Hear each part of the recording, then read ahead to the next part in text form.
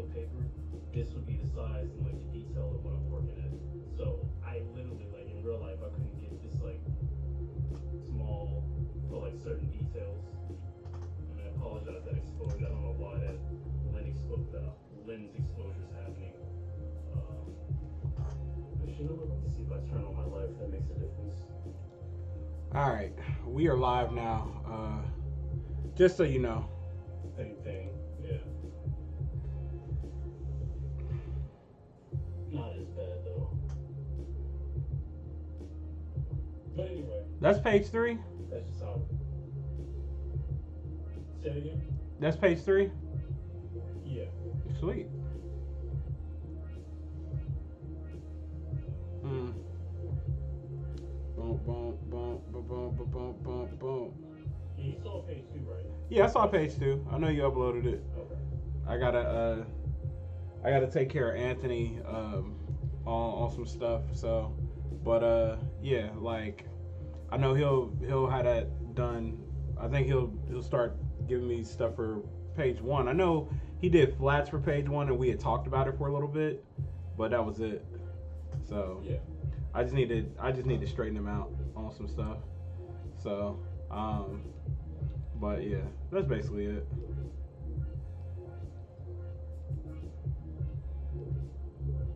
Uh,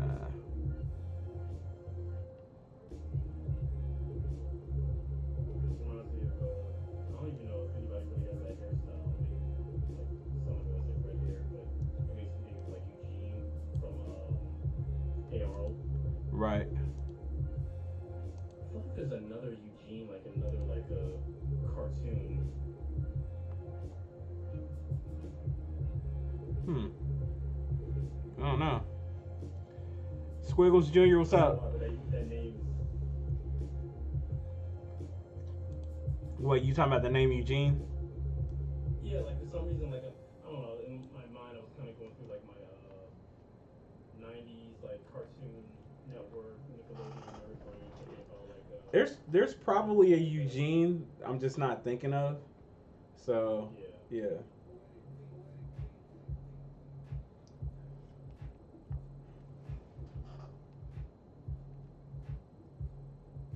So, Fred, it's funny. Like, speaking of which, like, I told you about like the Yu Yu Hakusho um, anime adaptation. Yeah, Did you ever watch the cartoon back in the day? I did not. I actually Yeah. didn't watch the cartoon. You told me it was some differences. I just don't know what I don't because I don't have the reference to the cartoon. I don't know what they are. And Yeah, Squiggles, but it's my perfect either way. Cause like, yeah, Squiggles, my Christmas was pretty good though. Just pretty much hung out with the family. That was about it. But no, like what were you gonna say though, Charles? yeah, no, like, you actually have like a good standpoint to go into like either side of it. It's almost like you start playing like from like a video game. It's like, all right, choose your path, and you're going watching like the anime for the context, or just for the sake of watching the anime the first time, or you can go in once to watch like the live action. Mm-hmm. Yeah, I don't know. I have to figure it out. Like I did check it out, man. Does he not glide? I mean, he probably wouldn't glide because he has this goofy ass cape.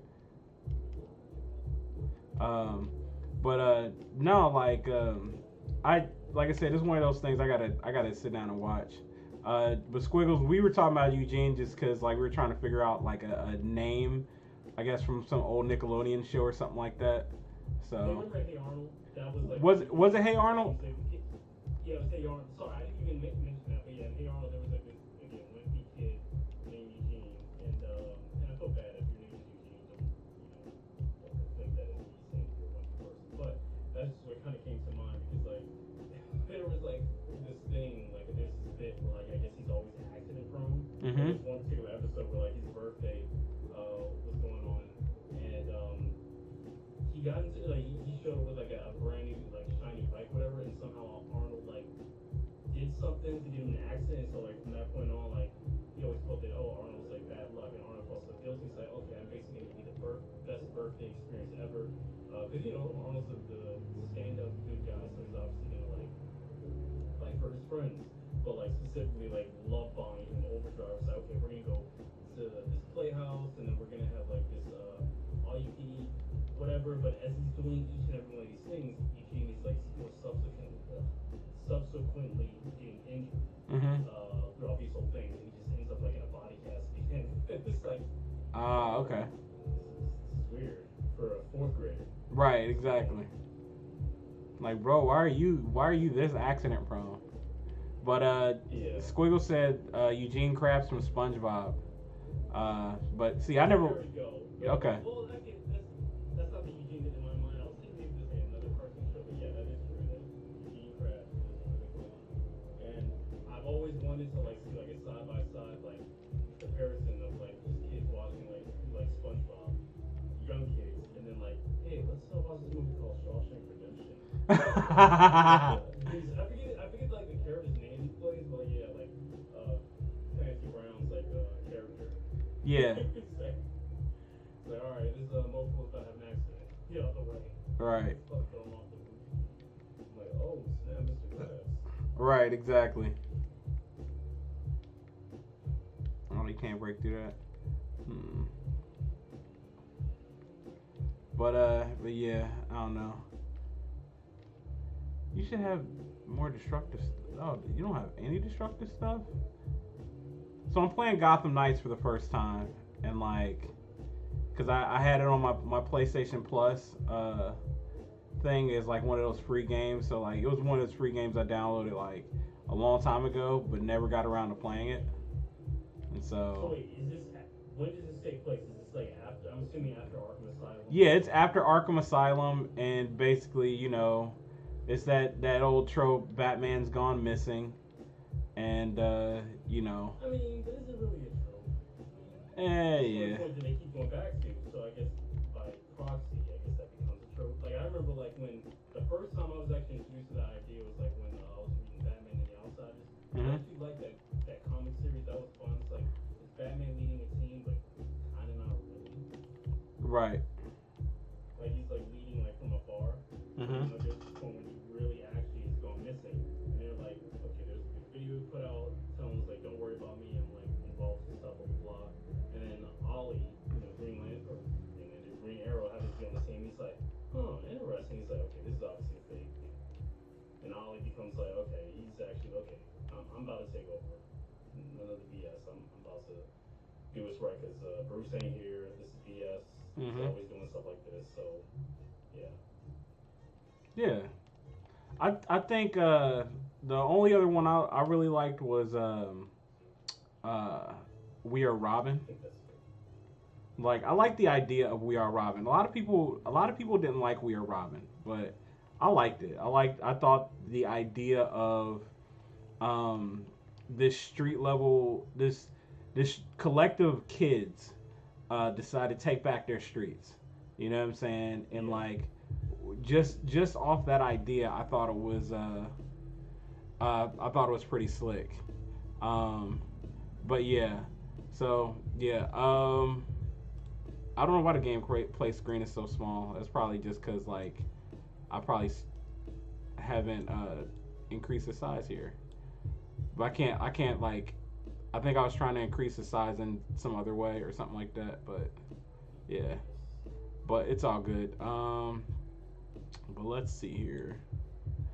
But no, like, no, like the We Are Robin thing, though, man. I thought it was cool just because the other part about it, the thing that I enjoyed the most about it was the fact that like they played with the consequences that you don't really ever see for real. Like, the fact that like you had a couple of those kids die. You know what I'm saying? And it was like, hey, this thing it's really hard to do what you're trying to do. You know what I'm saying? Your city is in chaos, and you and a handful of other kids are deciding, hey, we're going to be vigilantes and take back the streets and like, you know what I'm saying, like basically try to save our neighborhood. And apparently it doesn't go so well, you know what I'm saying? And then like later on, like you have Damien that shows up and like helps them out, but like just for the little group of kids though that were like really on some, hey, we're really trying to like hold our own here. you know, just seeing how they banded together and did all that was dope. And that's actually how you introduced. I think it was Duke Thomas got introduced that way. So, because he was part of that. I think he was part of that storyline. Which I mean, you know, I always kind of feel like they fumbled the ball on him a little bit. So, but that's just my personal opinion. But yeah. But no, We Are Robin. It's a mini series. It came out in like it was a mini series of comics that came out in I want to say like 2015, 2014, something like that. You know, Hmm. but I thought it was cool. Yeah, I've heard the comic. I've never read it, but like it sounds cool. It actually reminds me, and it's funny because like I still think about how even though it wasn't that long ago, I mean it was a while ago. But just thinking about the Bruce Timm books, we talk about like Batman animated series, Justice League, Superman animated series, all that stuff, Right. Static Shock. But the idea that like a lot of that stuff, like those stories that were told, were pretty similar stuff. Some of it obviously was from the comics. A good number of it was obviously stuff that like Bruce, Paul Dini, and like the other people were integral into forming. And I think about even though it's like a blend of obviously the Dark Knight Returns, like that one episode where like the kids like they're talking about like the myths of Batman and they tell from three different perspectives. Right. Clearly, Carrie Kelly, who's not mentioned by name, but it's clearly her. And then it goes into like a very archaic like Frank Miller version of Batman. There's a lot of people who want that to be the main Batman. Oh my God! Like, dude, I always thought that was like, I always thought that was really cool. Yeah, so that's what I think about. Yeah. What We Are Robin. It's like even though they don't actually go and fight crime, it's like they're just retelling the idea of helping Batman. And there is a part where like they actually do help Batman because like I guess he's like knocked out and he's in a basement. And Yeah. take care of him and make sure he's. I forget who's like following him. Yeah, it was an episode. I think that episode because it was in the animated series. It was called "I've Got Batman in My Basement" or something like that. I think that was that was the episode. Yeah.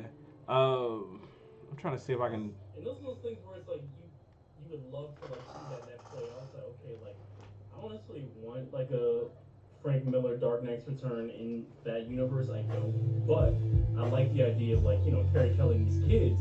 And if I'm not mistaken, well, I'm trying to think is like obviously like this Carrie Kelly. I think there's a black kid there because there's always like like a diverse group of kids. So always gotta be one little black kid. Right. But like and I think there's maybe a white kid or a Hispanic kid. But it's like honestly, I was thinking about like man, that would be cool if like they somehow like took that and led it into like a legacy payoff where like in like the Justice League animated series where they show back up somewhere, even if it's like just slights, like yeah, like we may not be like on the official side of things, but like we still help out Gotham. We were really inspired and like hey, maybe one of them, that black kid, was actually like Jace Fox. Right. It's like that could be a thing. Things like that like they weren't thinking of at that time, but like definitely had like the opening to do that. Mhm. Yeah. So I mean, like that was a thing that could have been done. So but yeah, it's just like I said, I have that's the thing about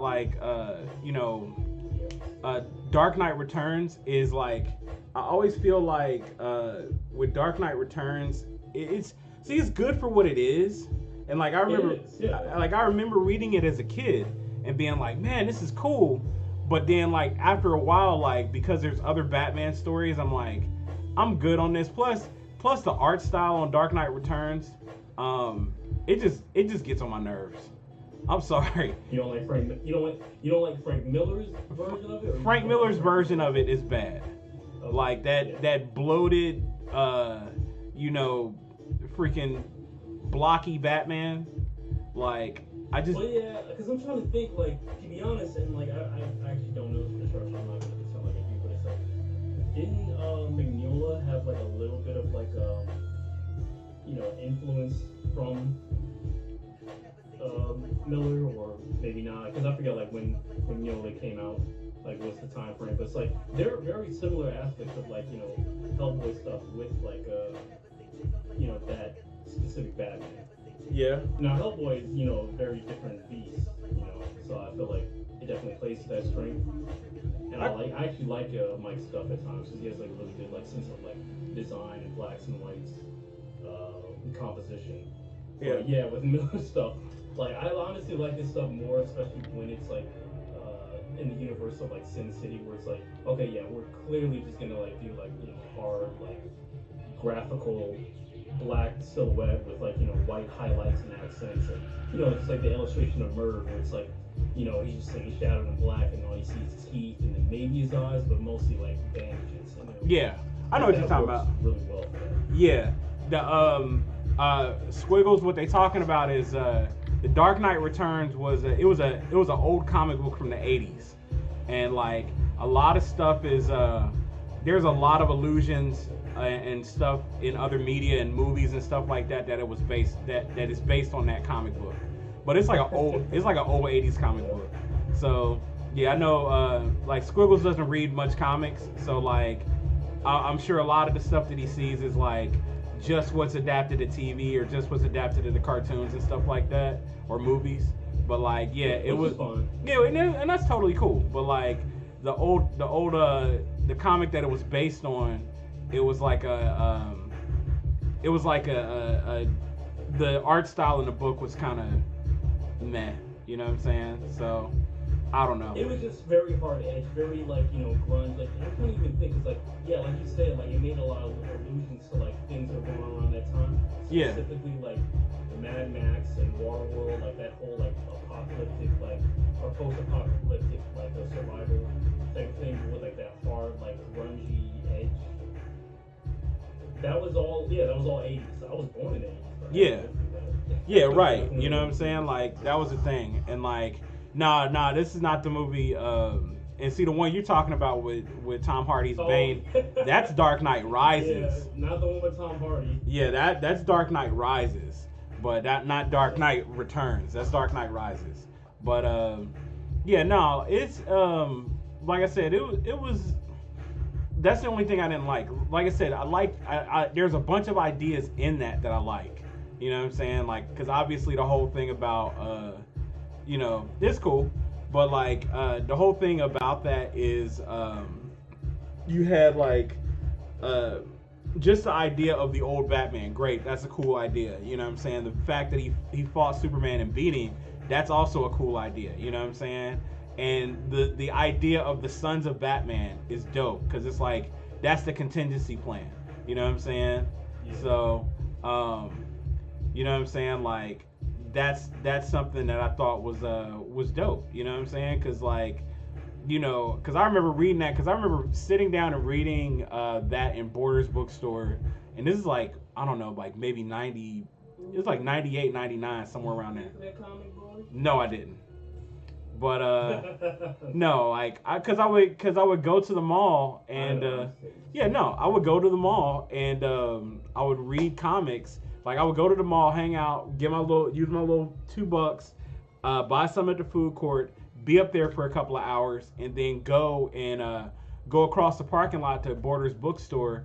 And in Borders bookstore, I would just be like, okay, let me go in the comic section and start reading comics. And then I found The Dark Knight Returns. You know what I'm saying? I was like, oh, I'm gonna read this. Yeah. And then I just stuck with reading it, and I read it and I was like, damn, this is really cool. You know what I'm saying? So it was cool to see it years later, like adapted to an animated show or animated movie, and that was pretty slick. But do people even go to the malls? I just had that thought. Malls don't really exist like anymore. You know what I'm saying? Like, or at least not in not in my city. Like, there's one mall in Cincinnati, and like other than that, like there's nothing. Cause like there used to be when I was a kid, there used to be like 4 malls. So there was like Swifton Commons, which was like the black mall, and that was like an outdoor mall, and that was the first to close like in the mid '90s. And then there was Tri-County Mall. Tri-County Mall was like one of the bigger malls, and then after that it was Kenwood Mall, which is still around, and that's the rich people mall. Then there was like Forest Fair Mall and Northgate Mall. Oh, and Eastgate Mall. I'm sorry. But Eastgate Mall just closed recently. Tri-County Mall has been closed for like the last 5 years, and Northgate Mall just closed. It was about to close, and then like Forest Fair Mall, like I think has been closed like since what 2003, somewhere around there. But yeah. So no, the one that you're talking about where Batman is old and the new Batman is full, it's a full black suit with no exposed bottom of the mask. That's called Batman Beyond, and Oh yeah, yeah, good. and Batman Beyond is dope. That's like all in the future and stuff. So, but yeah, Batman Beyond is actually pretty It's cool. cyberpunk. Yeah, if you honestly accept that, yeah, it's like if you thought about like is what's it called? Batman Dark Knight Return is like kind of like a gritty post-apocalyptic, maybe steampunk esque, kind of like Yeah. some of Mad Max. Then yeah, Batman Beyond would definitely be cyberpunk. Mm-hmm. Yeah, definitely. Batman Beyond would be cyberpunk. Which I mean, you know what I'm saying? Like I think that should be, if you want to talk about a movie being made, I think that's a movie that should be made. You know, because There's no point even talking about it because we've talked about it for like years, and at this point it's like there's no need to talk about it. It's a conversation that's been had like been forever. Yeah. It's just a matter of like, okay, WB, are you gonna pull the trigger? Right, and they like I'm not wasting any more breath on it. Like yeah. I want it. I've wanted it for years, but I'm not wasting any more breath on it. I'm just like waiting to see if they do it or not. Right. My biggest gripe is how, again, especially since like obviously they're not putting any money or like plans into like animated stuff, which obviously that's where it came from because it didn't come in the comics originally. But even when they did the comics, like I was so excited when they did like that first, or at least the idea when they like said that, oh yeah, we're gonna bring him into the comics, kind of similar to like when Anansi got brought in the comics. I got to work on that. It was an exciting time, but in my opinion, man, they just totally whiffed it. It was terrible. Art was okay. I know it's all subjective, but the point is, like, I wasn't excited for, like, after that point, I wasn't excited for Terry. I was like, okay, well, this is not the Terry that I want. And granted, obviously, even when you bring a character in from, like, an animated series like Harley Quinn, there is, like, some cleanup and adjustments that they do. But overall, I feel like, even with, like, Harley, it's like, she's pretty, well, before the last, like, 6 years, I feel like I would say, like, she was pretty faithful to, like, the, animation adaptation, even though like without like the stupid like gesture head stocks, she was still pretty much like the same character. Right. I can see that. I mean, she pretty much was. She basically was. I think when they decided to when they realized, hey, Harley should be DC's answer to Deadpool, then basically that's kind of when they like really started to pivot her character. So. Oh, you're talking about more recently, yeah. Yeah. So and that was the thing. That's always an interesting question, or not question, but subject. When I hear the answer to, it's like obviously that's always been a big two thing for the most part. It's like, and it's just always weird. It's like, why do you have to answer? I get it. The competition is competing for the market, but it's like, why? Why does there have to be an answer? I don't know. Yeah, but we gotta have an answer to Thanos, or yeah. sorry, the answer to Darkseid. Granted, Thanos is an awesome character, but it's like, yeah, without Darkseid, without like someone over at Marvel, whether it's Stan directly or someone else, like, hey, they got Darkseid, we need something like that, yeah. Okay, come up with a big guy who's muscular, who's got his hands behind his back, who's waxing eloquent poetry. Okay, make him purple. Yeah. What are they doing? Did it work? Okay, do that. Exactly. That's the thing. But that's Marvel to the team. That is. I mean, it's like they both do it to each other, though. You know what I'm saying? If you really think about it. Well, here's the thing, though. They do, but here's the thing. Like, from the perspective of like the public perception, which they don't really care as much about the comic side, they see what Marvel does, and it's assumed it's like, oh, well, this is what Marvel has done. And yes, but it's like they don't see this is why you get this character, or this is why this is happening. Right. Like like even like like things such as like Quicksilver and Flash. It's like Flash obviously came first, but like Right. Quicksilver hits the public's perception and zeitgeist of favorability and coolness after both in like the what was it in X-Men the Foxverse, and then also like Marvel with, Yeah. with Age of Ultron, Right. because you got two stick slow-mo scenes. Actually, no, the two best ones were obviously both in the Foxverse. Yeah. Both like in Days of Future Past, and then what was the other one? And was that Apocalypse? Apocalypse. Yeah. Was that Apocalypse? Oh my goodness! Like, Yeah. that was The less we good thing talk of about. that movie. That was the only good thing in that movie. That scene. Yeah, that definitely. Scene. And they were literally like, we just did this. Do it again. This is all we really can offer. Right. Yeah, I mean that's really what it is. Like, so, and it's absolutely crazy that like that's it. That's what you got. So, but no, like they do that, and it's crazy to me, like, because like you have a lot of characters and a lot of things that you can capitalize and make bigger, but you don't, because you're just sitting there kind of copying each other. Also, because I've never read this, but Squiggles asked like, what do you think about the Batman Who Laughs? And like, I've actually never read that. So like, and I've heard like a bunch of weird stuff about it, but like I've never actually read it though. So have you? I'm not like in any shape or form like dissident, or is that the word? I'm like in disdain to the concept. I'm not at all, because like, yeah, it's basically evil Batman, but it's the Joker. Matter of fact, it kind of reminds me of like so you remember like the book that Mark Millar did with Steve McNiven, Nemesis, and like I remember specifically, and I know this is a big tangent, but trust me, it'll kind of circle back to why I'm saying this. But it's like basically when the promos came out, the tagline was, "What if Batman was the Joker?" Right. And I was like, that's sick. They even had a cover where it's like, it's basically the smiling, bloody laugh across the face, but it's basically an image of Steve McNiven drawing Batman and a white cow without the ears. That's basically it. Right. And I think for a time, what was it? I think it was the Image book, or I forget like what book that was, like if it was like Image or if they self-produced it. But anyway, I think at the time, DC for a time didn't say anything for a long time. Then finally it's like, okay, I think we're having some issues with legal. Can you guys like take that down? And they rebranded it. I mean, they still had the Image, I think, but it wasn't as shown as much. But the idea is like, but you can't do that. You can't say that. But the point is, it was so appealing. It's like, yeah, well, what if Batman became the Joker? Right. And naturally, DC is like, well, someone else outside of our company's doing that. We might as well capitalize on that idea. Let's see where it goes. Bam, you have the Batman that laughs. And I actually like his origin. Like, it's kind of cool. I just hate the fact that it came out of death metal, because me personally, I think there's some aspects of death metal that are okay, but overall I just thought, it's like, this was so gimmicky. And honestly, sometimes it's okay to be gimmicky. But for me personally, again, especially since I'm not into metal or rock, I'm Right. just not, and it's not a bad thing.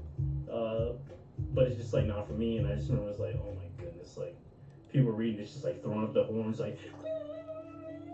It's like, that's literally what that whole book is about. Mhm. Yeah. Dark Knight's metal, and the fact that like, inf metal, let's make it metal. Yeah. Anyway, which is always the thing. Anyway, the point is like, to get back to the question. It's like, what do I think about it? I think he's a cool, sick design, and I'm okay with that. Like, I think there is sometimes when people have gripes with like characters, like you're just a cool tattoo. Other than that, like you're nothing. It's like, sometimes that's just okay. I don't really need Ghost Rider to be anything more than just like a sick image. Yeah. I personally, I just don't. But I know, that doesn't work for everybody. No, it doesn't. And like, but yeah, like, I don't know, man. Like, I think Ghost Rider, well, like that's what I do think is like, it's like characters like Ghost Rider. I feel you on that, because like I definitely think they're like just cool ass designs, and like I've never thought to get into like a Ghost Rider story. I mean, like I said, I imagine they're cool. You know what I'm saying? Like I just know like, hey, there's multiple Ghost Riders. You know what I'm saying? Yeah. And that's And even people have problems with that. That's the whole thing. It's another argument. It's like the mantlization of characters, which, hey, listen, I get it. Like, the minute they start making Static a mantle where it's like, oh, no, anybody can be Static. Then it's like, I kind of feel it now. yeah. Well, here's the thing about like Static. You gotta give like you actually have to give him like significant arcs, man. Like give him like something like outside of the milestone run, the original milestone run. There's like not a lot of stuff for Static. You know what I'm saying? Because like you got a bunch of stops and starts through comics, through like DC Comics. You know what I'm saying? And so you can only do so much with that. You know what I'm saying? And so if DC actually committed to giving him like a good team and a good long run, you know what I'm saying? Because that's all people ever say, like, oh, I like Static the cartoon, it was great. But like they couldn't tell you like mostly anything, they couldn't tell you anything else. So also but you know what, here, even going on that, like, let's just say this. That was one of the things that like with Black Comic Wars, like they were like talking about last night, just the idea of like people knowing about other characters outside of the big two. Mm-hmm. And even though like like Static's with DC technically, but created by men outside of DC for the most part, the idea of like Static being disseminated and getting to the public via like the cartoon, that's a great thing. Like to this day, I still always looked up that like I never felt, for the most part, especially the older friends that I had, I never felt like shamed or it's like, what do you mean you don't know about Milestone? Because like I wasn't reading them at that time. I didn't know about them. How was I going to know about them? I wasn't. So anyway, like just the idea of like that being the gateway. I hold up. Like the only reason I've told this before, the only reason why I actually got into like comics as well is because like I've known about comics when I was a little kid. It's just they never appealed to me for a myriad of reasons. Some that probably would scoff at me about. But the idea of like, man, I like Justice League, like the animated series. This is awesome. Now I want to kind of check out these comics because now I'm ready to make that investment. But before, as a kid, I was like, I couldn't imagine like putting that investment. And especially like back then where it's like I gotta go to a comic shop that like I'm not really familiar with. I gotta obviously ask my parents because I don't have a ride to there.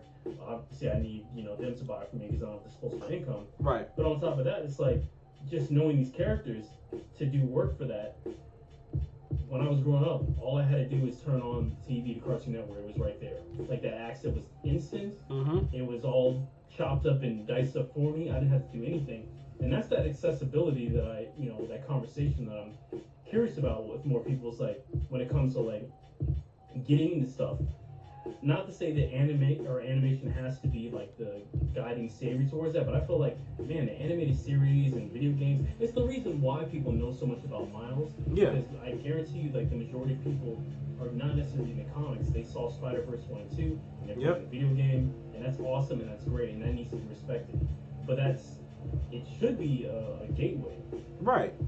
It should be a gateway to get people back into comics, but you also have to realize not everybody's gonna sit down and pick up a comic book. Or like Squiggle says, like, hey, I don't read comics because there's no comic places around me. You know what I'm saying? So, that's a big thing. But there's also factors in why that as well, because here's the thing. If I had the easy access, let's say webtoons, if I had just the ability to scroll on my phone and endlessly read something that I think is pretty fun, that's access right there. Yeah, that is access. I'm not saying that I necessarily like the same format, obviously, for webtoons, but I respect him what he's doing because, like, even the friends I talk to who read webtoon stuff, because like, I've read a couple things, but overall, when I talk to like my non-artist friends, my peers and colleagues who like are kind of more of have this more civilian mindset about comics, I'm like, okay, so like how do you read your stuff? And it's through this. It's like, okay, that shows me that like this really appealed to them, this access, this ease of accessibility. Yeah. Oh my gosh, I realize I need to share this thing. Yeah. Keely, my homegirl Keely, she says she has her comics shipped in from Ohio. I wonder where from, Keely. I wonder where from. So, you know. Yes. But yeah. And Squiggles, I watched the show Gotham. I personally did not like that show. And that's just that, and it's only because like they got to a point like early on in the show where it was just like, let's just do all the origins of Batman's villains, and every Batman villain is like completely tied to Batman in some way. You know what I'm saying? Yeah. And it's like before he's even Batman. Yeah, way before he's even Batman. And I was like, I do not like this at all. You know what I'm saying? So, it was just something I didn't like. And then at the end of it, because the kid that was playing Bruce Wayne couldn't become Batman, he became Bruce Man. And so like yeah. And so like it was just weird because there's like a shot I think at the end of I think there's a shot at the end of the series where like the kid that plays Bruce Wayne, he's in a cape and cowl, but it doesn't have ears. And it's just basically like a cosplay get up. Yeah. Like someone who's like, it's like if cosplay didn't actually exist in that world, but like this is this attempt right. to create a costume. Yeah, it's basically basically the first Peter Parker costume, like in Spider-Man 1. Yeah. It's like that. It's like put on a mask, slap it on, we're good to go. Yeah. So it's crazy. But no, like and the one thing I will say is they did have like I did see some of the Joker episodes. The guy that played Joker, that was Jerome or whatever. I mean, I see what they were trying to do with that, and that's to me that's okay. You know what I'm saying? I'm like, whatever. It's fine, but yeah, it wasn't something that like just that got me. You know what I'm saying? So yeah. Hey, on IG, what's it called? Endurance said like he was commenting back on the whole like getting comics and whatnot. I said like a lot of people get their comics at their libraries too. Yeah, it's very true. And to be honest, like that's one of those things where like it was kind of weird to me. I mean, it's not a bad thing at all. I'm not saying that it's like bad for people to get their stuff at the libraries. It was always weird to me because like the idea of like for like an issue to issue, it just felt very weird to me. That's why I think from like the trade perspective of getting like an entire series, that's where the library, that's the best place to hit that up. Yeah, definitely. So and I mean like because that's to me that's the ultimate goal for us is we want to try to like get scrap into libraries. You know what I'm saying? Yeah. Cause like that was something Jamel was explaining to me. He was like, look, man, it's way more libraries in America than it is comic shops. And if you got like, cause I think I looked it up and like currently right now, I think there's like 123,000 libraries, in America. And think about it. If you got like a third of those comics, if you got like a third of your books, or if you got your books in a third of those stores or those libraries, I mean, that's still crazy. And libraries get like usually 2 or 3. So think about it. If I got like Scrap Volumes 1 and 2, which would be the first 8 books, if I got those like in a comic shop, or in a library, you know what I'm saying? Like, and all those libraries made orders, and they bought 2 of them. I mean, you're talking about like, I don't know, what's a third of 123, like 36 or something like that. I want to say it's 30. Yeah, I know. But yeah, that would be a thing. And yes, Keely, if you know a librarian, that's freaking awesome. You know what I'm saying? Like, cause I mean, we would need all the help and exposure we could get. Just imagine like you could go. Librarians are the new plug. Right, libraries are the new plugs. But no, for real, like, imagine that though. Like, you know what I'm saying? If we got scrap like in just a third of the libraries in America, you know what I'm saying? That alone is like is good enough. You know what I'm saying? That's dope.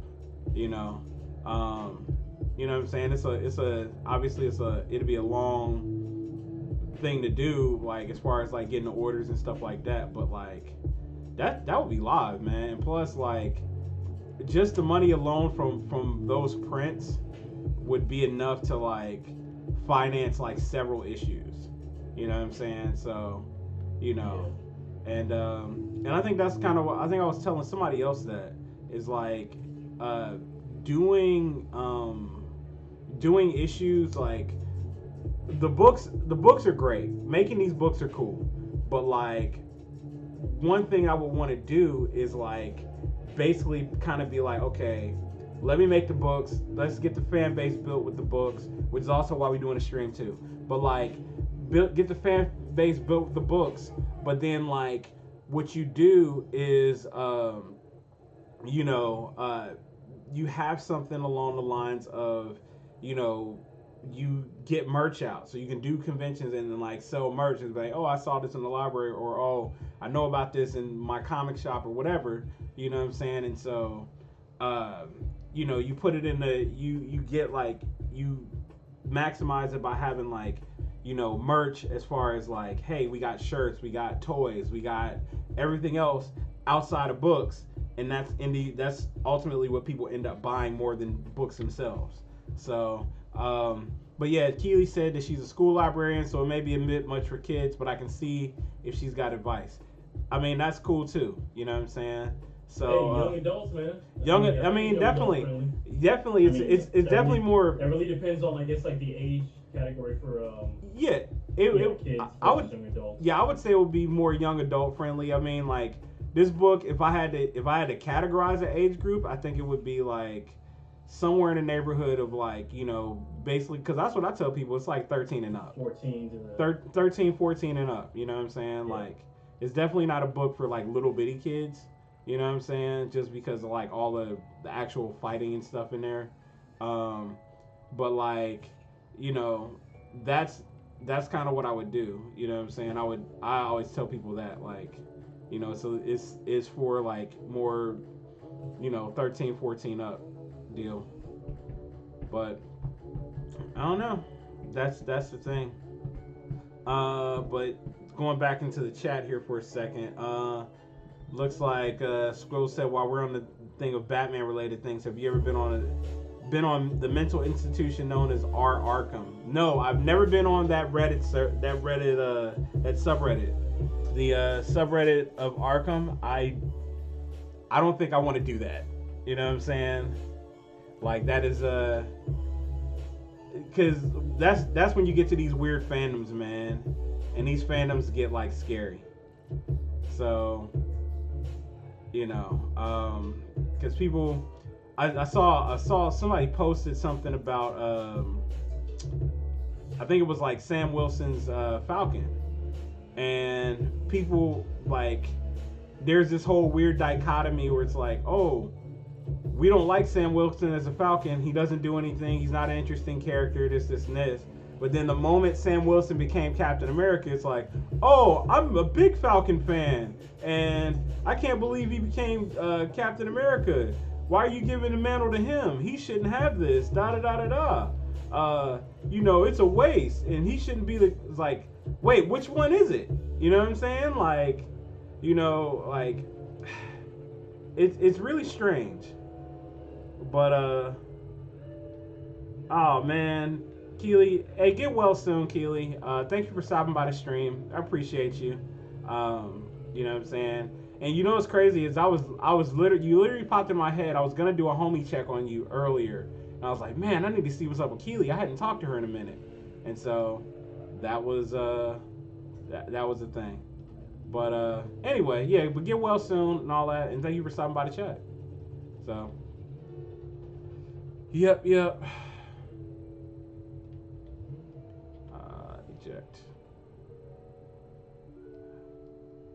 Where do I go? I've been like meandering around in this game for like the better part of half an hour, just doing nothing. I was thinking I was gonna like find people to beat up, but I apparently have not found that, and I don't know where I need to go. So. That's funny. You know, what I might end up doing is just might end up like pulling in. Just start playing Spider Man. Um, I Squiggles. I couldn't tell you. I couldn't tell you because I've been like basically hopping around, going from building to building, not knowing where I need to go. And I'm supposed to beat up criminals, but like I don't know. So it's not been as interesting or as eventful as I would like. So that's the thing. But yeah, let me matter of fact, let me switch to something else. Charles, are you there? Yeah, I'm there. Okay, because you hadn't said anything for a while, and I was like, what's up? So You expect me to move my lips like it's the mouse to know? no, I mean I totally can see your lips moving right now. Like I'm reading the words that are coming out of your mouth right now. So Yeah. I thought maybe comparison, like like some people they have a job where it's like they gotta like jiggle their mouse to show they're actively like working, especially if they have like a remote job. yeah, yeah. I still haven't platinum. So sad. I still haven't platinum Spider-Man 2. Matter of fact, I'm gonna play Spider-Man 2 because like I'm just like not doing anything. At least with Spider-Man 2, I can swing around the city and like kind of have some fun. So yeah, I don't think anybody is gonna be mad about like me not playing Gotham Knights. So It depends. It depends. yeah, we'll get that random person who's like, I can't believe you're not playing Gotham Knights. It's the greatest game ever. It's like, right. That's the thing. I gotta fix the sound on this. Oh wait, you're on IG too, right? Yeah, I'm on Instagram. Yeah. Let me see. Yeah, because I'm curious to see. I'm gonna pull up my other monitor. May say. Someone needs to recharge.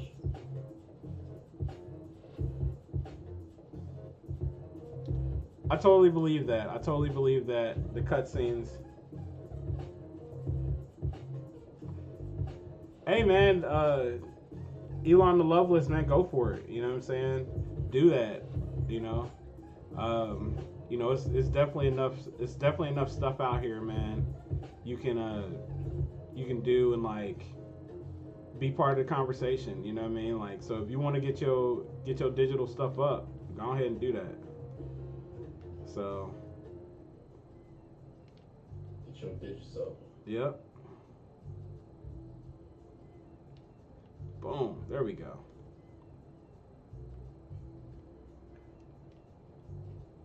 Yeah, I had to switch to playing something else because like Gotham Knights was kind of boring. Just because I couldn't figure out like where I needed to go. See, at least with this, I can be like, okay, here's this. Also, speaking of Spider-Man, apparently they had I guess because Spider-Man didn't get like any Game of the Year awards, they were like Sony apparently made an award, and when they made this award, they gave it to like Spider-Man 2. I was like, hey, here's something since nobody else will give you anything. So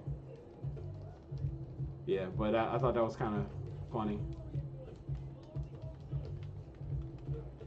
Yeah. What? Sometimes they'll be in that desperate mode. Yeah. You gotta make your game look good. I mean,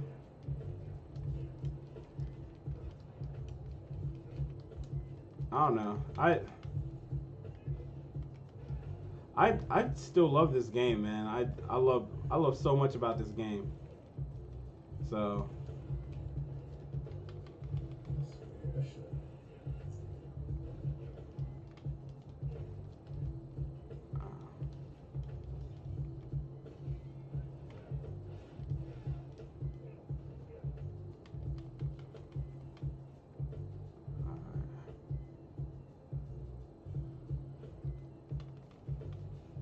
Wait, is that Spider-Man 2? Yeah, this is Spider-Man 2. Oh, okay. Yeah. I don't know. It's this suit is. Oh snap! I gotta take somebody to the thing.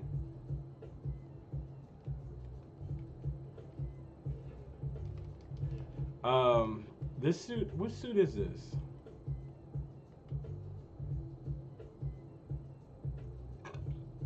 This is the advanced tech suit. So yeah. You know what's interesting though? Yeah. Like as much as I love like people are loving like the customizations of suits and the idea of like making new Spider-Man suits whatever, and going back to the whole like mantleization of the character, I wonder will we ever get to the point where it's like every Spider-Man design and concept has been done. We're at quota. We cannot, or we're at capacity. There's nothing else we can do. Yeah. It's just funny to kind of think about that. It is funny to think about that, but there's gonna be. Here's a funny thing. There's no other character. There's no other character like as of to date that has the obviously excessive amount of like new suits customization. Because at one point that crown and mantle was held by Batman, especially like, in the '90s with like the Schumacher era and like those different like weird suits. But like think about now, it's like everybody is like creating suits. Not even just for the game's sake, but obviously like artists are trying to like one up because especially after like Chase's like design like the 10th anniversary suit, I was like, yeah, man, that set a bar right there. Yeah. And, yeah, but it's just funny to think about like could we get to a point? And honestly, I think it's possible. It's like we're like, okay, you've done this new design that's basically kind of like this design. That design is kind of like this design. And okay, all right, we've reached the quota. We're done. So. Yeah. Charles, you're not using Procreate, are you? I am. Are you using Procreate? Procreating. Okay. Yep. Yeah. Now somebody on IG had asked like if you were using Procreate, but no, like the thing about Spider-Man. The thing about. No, go ahead. I'm sorry. What were you gonna say? Yeah. I mainly use Procreate for pretty much like any of like the interior pages I'm working on, and even like some of the professional stuff I've done with DC. Only other time I'm using like other programs such as like, oh wait, sorry. Wow. Please disregard everything I said. I guess I'm tired. No, I'm using Clip Studio. Why did I say yes to Procreate? Okay. Yeah, no, I'm using Clip Studio. As I was about to say, the only time I use Clip Studio, but yeah, the only time I use actually Clip Studio is if like I really want to like try to brush. And like I was actually talking to me and some of the Milestone fam. We had like an in-here like a Zoom call just to hang out, chat. And pretty much all it is just to like catch with each other. Some of us probably working on stuff as we're on the chat. Some people were like last minute like doing their Christmas shopping and whatnot. But it was fun. But anyway, one of the things like some of us like got into a discussion about was like different programs that we use. To my knowledge, most people are using either like Procreate, Clip Studio, or still Photoshop. I have yet to hear like too many other people using like any other major programs outside of those for like mainstream like or maybe not even mainstream, but just like the majority of like comic and illustrative stuff. Word. Which honestly, I don't need to be like a ton of other programs out there, but it's just nice to know if there's other things that can compete or have like better benefits. Yeah. But yeah. So yeah, I mean that's pretty dope. What was I gonna say? Squiggles first. But yeah, this is Clip Studio. Okay, yeah, he's using Clip Studio. Yeah. So no, Squiggles, you use the black suit with the red and blue lines. So you use the animated series black suit. So, because that's from the animated series, like, but just in case you didn't know, that was from like the '90s animated series how they did that one. But like, yeah, I like the advanced suit. As far as Peter, which suit did I use with him? Sometimes I use just the No Way Home suit.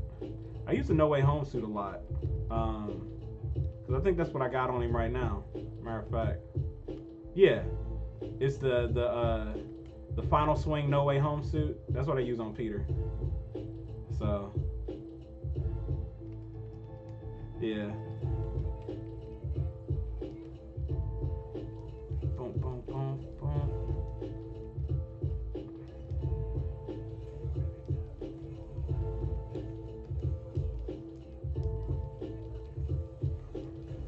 only thing I wish is like with this game is I wish that you could still do stealth missions, and I don't think you can do that. Shout out to Philly Pugilist, you know what I'm saying?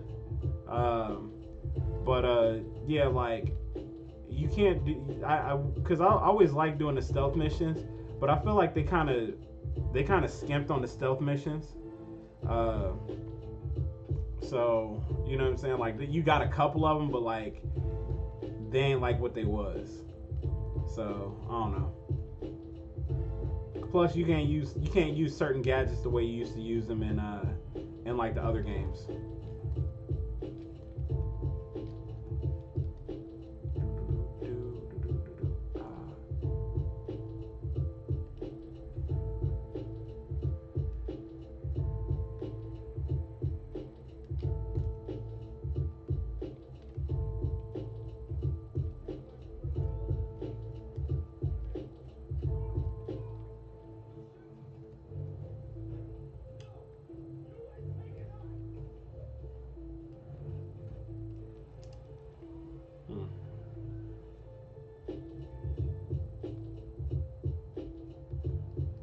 Sometimes Yeah, drawing crowd scenes, it's fun. Sometimes it's tedious, but see that's the thing, man. Like when I was like writing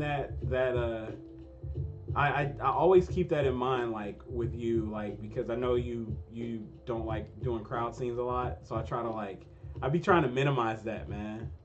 You know what I'm saying? Like I don't be trying to be like, But hey. here's the thing. It's not that I necessarily don't like doing crowd scenes. It's just that, like, it just takes time. Yeah. Because like for me, I actually like crowd scenes, like especially when they have like kind of like a dynamic aspect to the story, and like there's different ways to get around it. Because the truth is, like, I don't have to put this many people in there, but to get the idea of like, especially for the story where Keely is like gonna try to disappear behind the crowd, I can't do that with the idea of there only being like a few people. Right, right, I dig it. There need to be more people. That's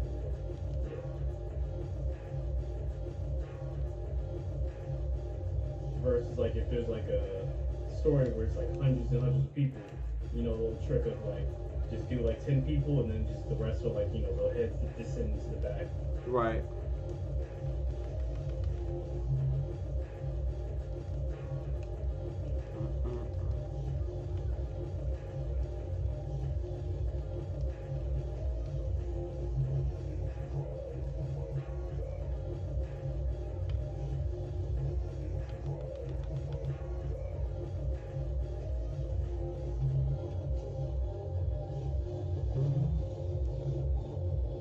Also, an update is coming out where you could replay missions. That's dope. Yeah, I can't wait for that. Like, cause there's a bunch of missions I like. You know what I'm saying? Like, I just want to replay them. And plus, like, it'd be dope if you can do boss fights again. Cause there's certain boss fights that are like super fun. So, like, I like the lizard boss fight. I like the Sandman boss fight. Yeah, like that's what I'm waiting on. Cause then you can have some real fun with some other stuff.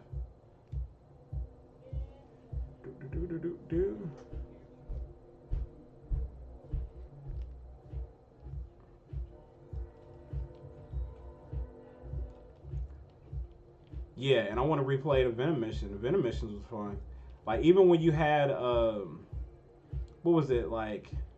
Wasn't there the one mission where you had like Venom? It's not you playing as Venom, but it's like you playing as Harry. Or no, Harry was just there.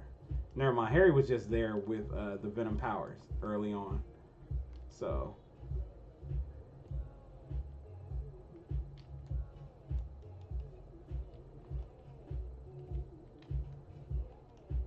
But yeah, I like being able to take out the hunter nests, like those big ass hunter nests, like where you could like pretty much utilize your stealth, but like also figure out ways to like disable their team units and stuff like that. So.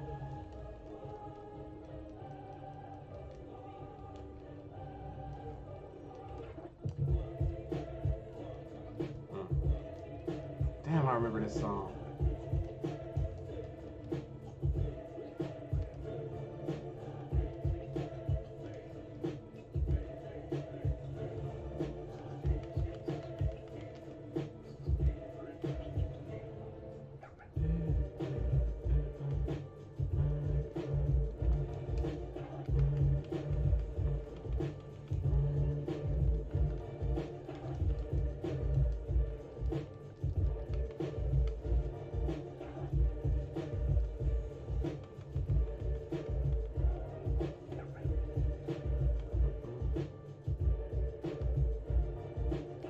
Is that everybody? Oh no.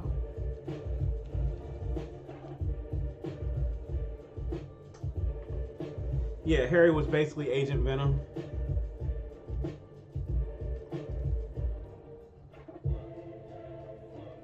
Man, I remember this beat. This beat used to have me like, this beat had me in a chokehold, man. I think this is the first beat I ever heard from that dude.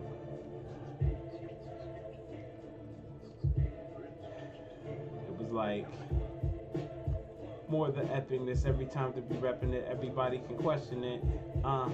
JUI to be blessing it. Every time I speak, I'm manifesting it. Loving this right, loving this mic in. Kid is a titan, this kid is coming inviting. Everybody be splicing. Every time that I'm slicing and dicing, hitting with rap off the top and just be nice with. I don't know, man. I be rocking, playing off of the melon with the flow and he jocking. Everybody looking at me and saying he's stopping, but I be hitting with rapping. Y'all cats is mocking. Whatever I can do with this flow and I keep it jopping. Man, every time we get back and we just rotting to the core and be ignoring, hit it back, and these cats, they be so boring. I don't know what I do with how I bring with the music. I be hitting with flow and ready to fuse it. The kid come and lose it every time he rock. Anytime he gets off the top of the knot, he hot. But y'all looking, he seeing ready, he fly. Looking every time, getting the job on these criminals. Man, making a minimal. Even stupid, this is subliminal. Anytime, get up on mic and I gotta get at you. Everybody understand, be ripping through. Beat a hood in, hit it back off the top of it. Nah, they wouldn't. I don't know. Bap. Ah!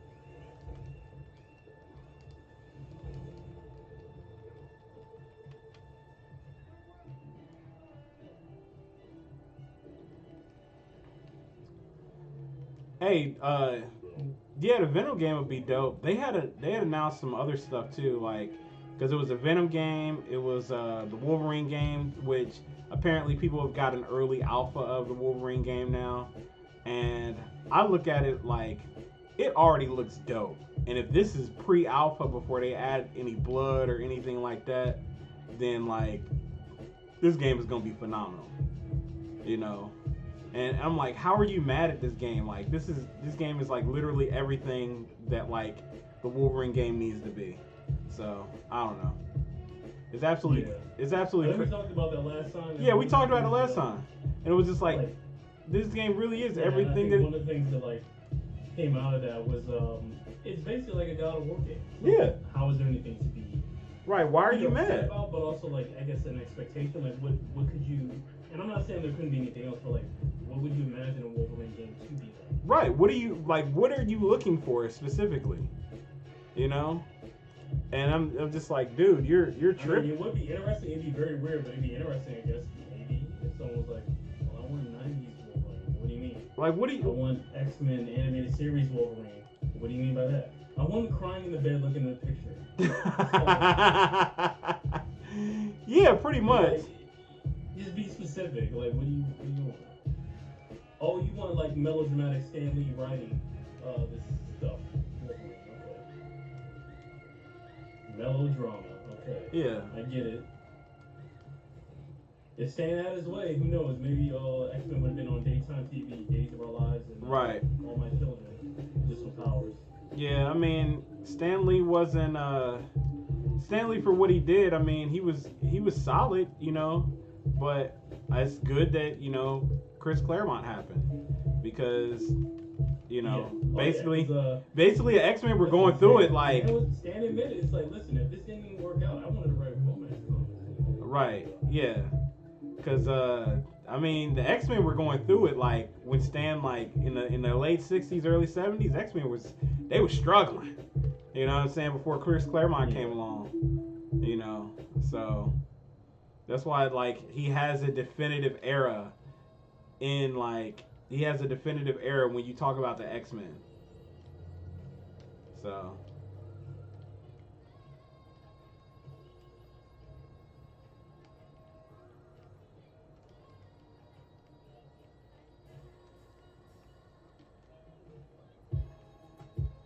man, I ain't heard that beat in a minute either.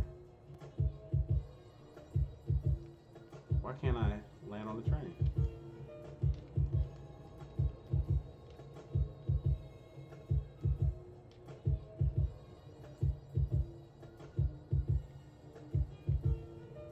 There we go. Yeah, rest in peace, Stanley. Yeah, I mean, yeah, it's Wolverine. You want him beating the shit out of people, but ultimately, like, I need Wolverine to like slice people. I need Wolverine to slice people in half. He don't ever get to really cut nobody in media. You know what I'm saying? And if it is, he's just poking holes in them. Wait, what do you mean? Like, you talking about like in the movies or just in general? In general, if you remove Logan, like Stan Lee, I was about to say, I was gonna hold up. Like, I was gonna say if you remove Logan, like Wolverine don't for real like get down. He don't get to really do what he need to do. So, and like it's very and he definitely don't get to do it in an animated version, in any animated version. So it's just like the only time he can really. Hey, even that Wolverine anime is like that didn't even have anything really. It depends on what you're talking about. Are you talking about Hulk versus Wolverine? Because Hulk versus Wolverine was the only time he ever did that. No, I'm talking about the anime, the manga version or the. Oh no, he didn't. Like when the when the Japanese ones. Yeah, like Hulk versus Wolverine is the only time Wolverine ever got to like cut somebody in animation. That's the only time. Like literally the only time. And like Hulk versus Wolverine was like an incredible that's an incredible little animated series. So Squiggles, I know you're a younger dude, man, like if you can find Hulk versus Wolverine, like the animation, like you need to check that out. Like cuz that was incredible. That came out like I think it was the comic that it's based off of, man. To this day, like I'll never forget. Like I think it was either a promo image or I forget if it was like a short that like Ed McGuinness did. Yeah. And it was basically referencing like a throwback to like when they first met because that's how Wolverine was introduced and like yeah. the first, not the first, but like one of the Hulk comics. Right. And we all know this little history thing. But Mm-hmm. what's cool is like Ed had like adapted his style to like draw it in like kind of like a classic retro style, Mm-hmm. and by the end of it, there's like this like transition of like his style of morphing into like more of a modern style or his style. And at the end of it, you see Wolverine get ripped in half by Hulk, but the way he draws it is just like it's like some Super Saiyan like level of illustration I've never seen from McGuinness before, and it's just like incredible. And the way that it's done, the angle, it like takes like this double page spread, and he's ripping them like in two spaces across the page, and just the way that like Hulk is flexing, it's a very like art nerd thing. I'm just like it's still burned in my head. It's like that's the kind of illustration stuff that I want to do, like that kind of achievement of not just technicality but design wise and storytelling. Right. It's like it's so good. But yeah, that was a fun thing. Yeah. Yeah, because like even with Hulk doesn't get too many times in media. Yeah, like just to totally let loose. I mean, every once in a while you'll get like, okay, yeah, there was World War Hulk, but other than that, in other media forms, I remember like there was like Thor versus Hulk, and that was the only time where like it wasn't like super brutal, but there was a point where yeah, like Hulk is his mind's taking over, and basically he beats Thor so bad he sends him to hell, HEL. Right. Like he dies. He basically like breaks his body beyond recognition, but in a PG way. Right. Yeah. I mean, like, it's stuff like that where I'm just like, yeah, we don't get to see that stuff often because everything is like super sanitized and like Marvel slash Disney would love for you to forget those other things happened. They would like you forget that Lionsgate once made Marvel animated movies. So because they're just like, oh no, the MCU is the only thing that exists ever in life. So yeah, because man, there were some cool ass moments, man. Like so, I don't know. And plus, like that was the other thing about that too is like they made in Hulk vs Wolverine, you got the chance to see Deadpool and like Deadpool really be like goofy and still like murder and kill people. You know what I'm saying? So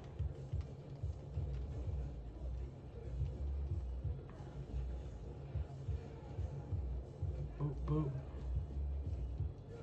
These next couple of years about to be interesting because obviously next year is gonna be very like a.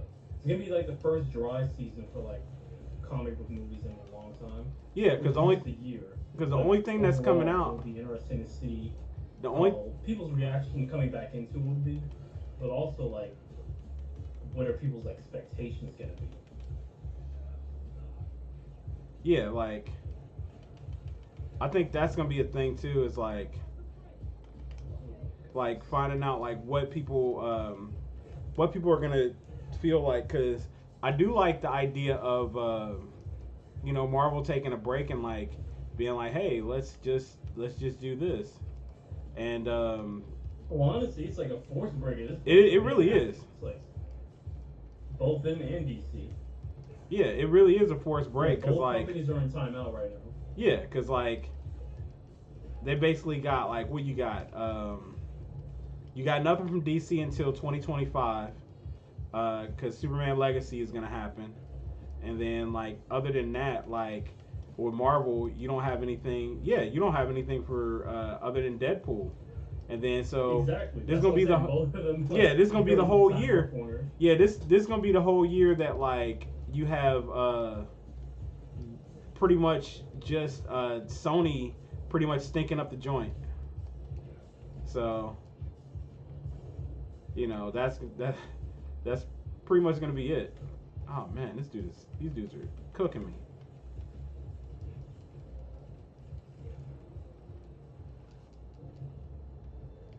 Woo.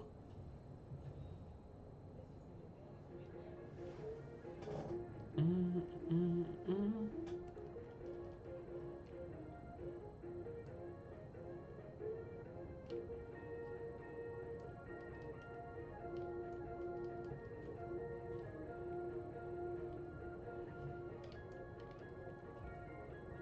Boop boop boop doo doo doo doo doo doo doo doo doo doo doo doo doo doo doo doo doo doo.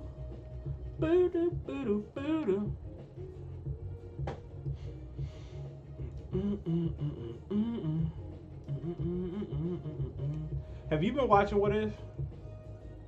No, I haven't actually. And luckily enough, I was able to avoid spoilers. But yeah, I might as well like watch it tonight after I'm done drawing. I've just been like working on a lot of stuff. So, and what I realized too, it's kind of funny. This year, for the first time, actually, I have not been like super pressed nor. And there's never actually any pressure to begin with, but like pressed or pressure to like, oh, I have to see this because like literally like I'm gonna be out of the conversation, I'm gonna be out of like the loop, and I'm like,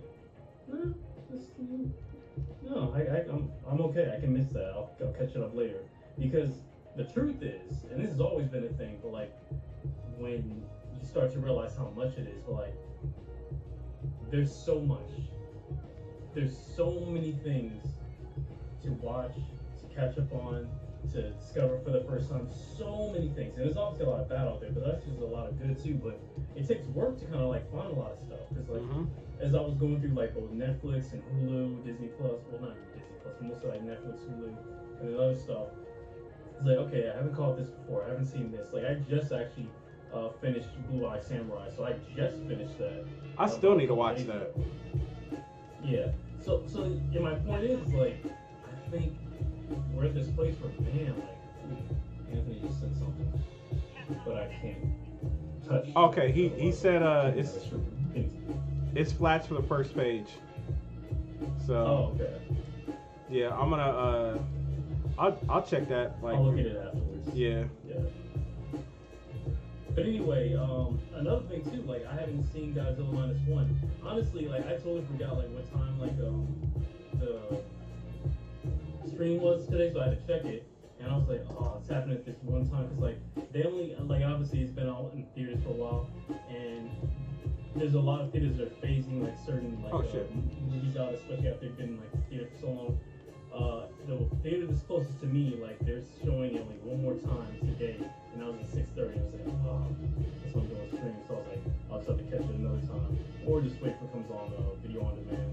Right. But yeah, I wasn't like, cause like again, I've heard like so many great things to it, but like I wasn't at the point where it's like, oh my goodness, I'm not gonna be happy with myself if I don't see it already because of like the public discourse that's already going on that I won't be able to take part in.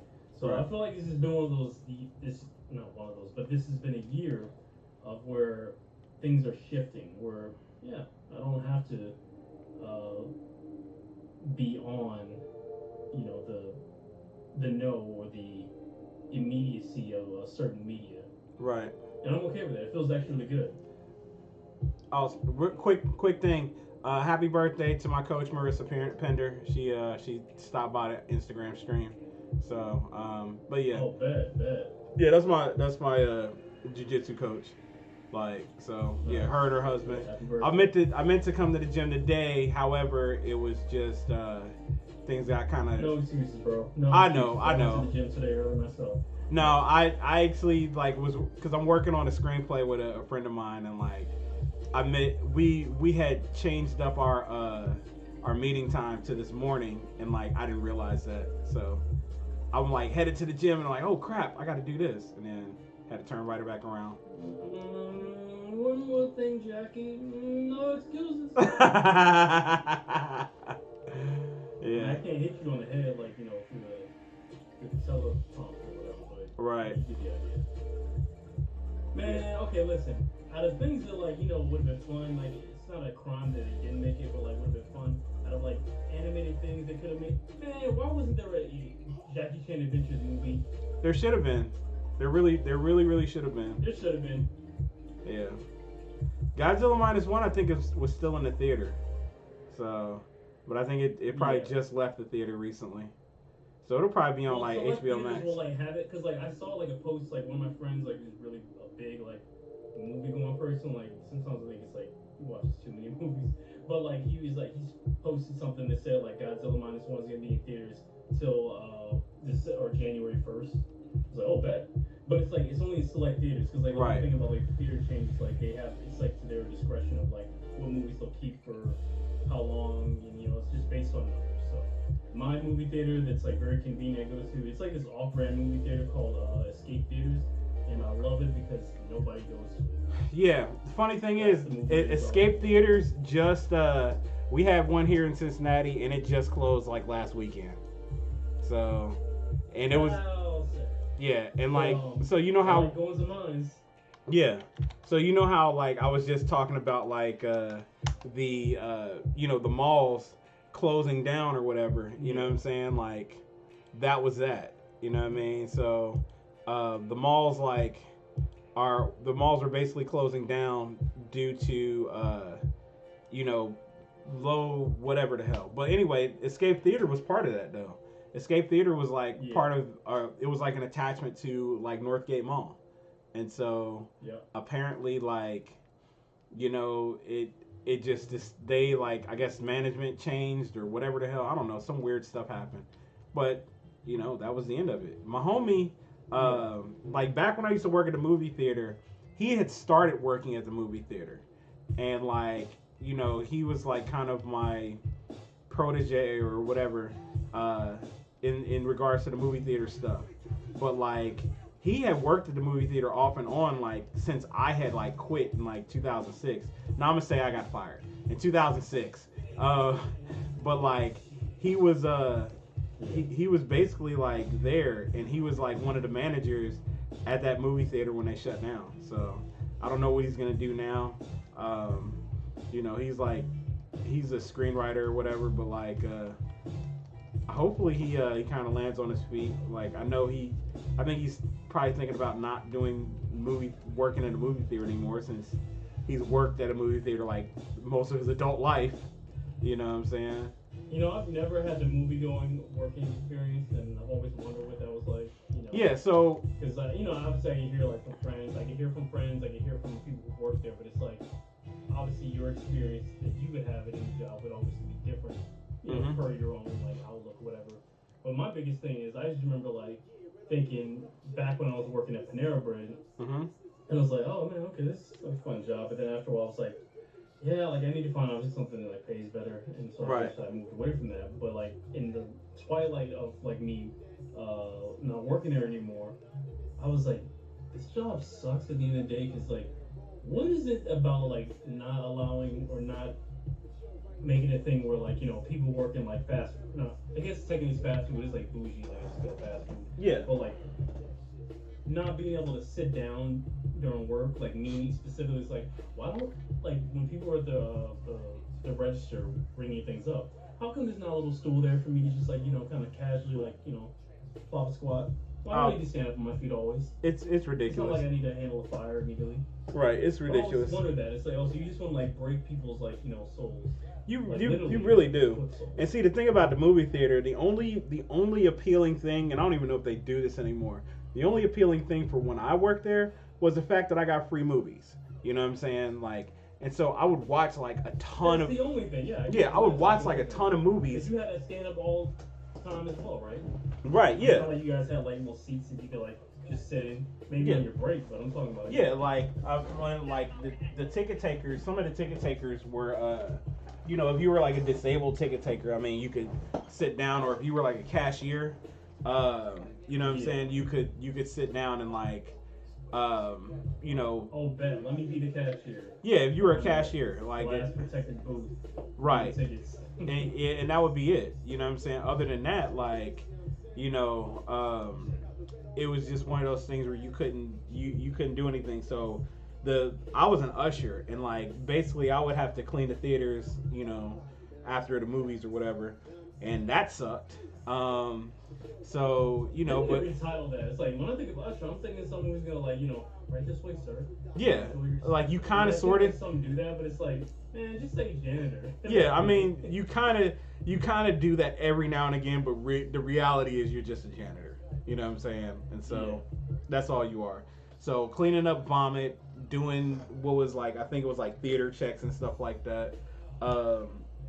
Stuff like that was just like, sir, I know you've bought your ticket for this movie, but you can't stay in here again for a second showing. Yeah. And yes, I know you're gonna try to sneak into the other movie next Yeah, time, so and like, but you know what? For real, I didn't care. You know what I'm saying? They didn't pay me enough to care to like to go after people. You know what I'm saying? Enforce that, yeah. Yeah, like you're not paying me enough, and this is like what I worked there from like 2001 to 2006, I think, and you wasn't paying me enough to like hunt after people to like stop them from watching a movie.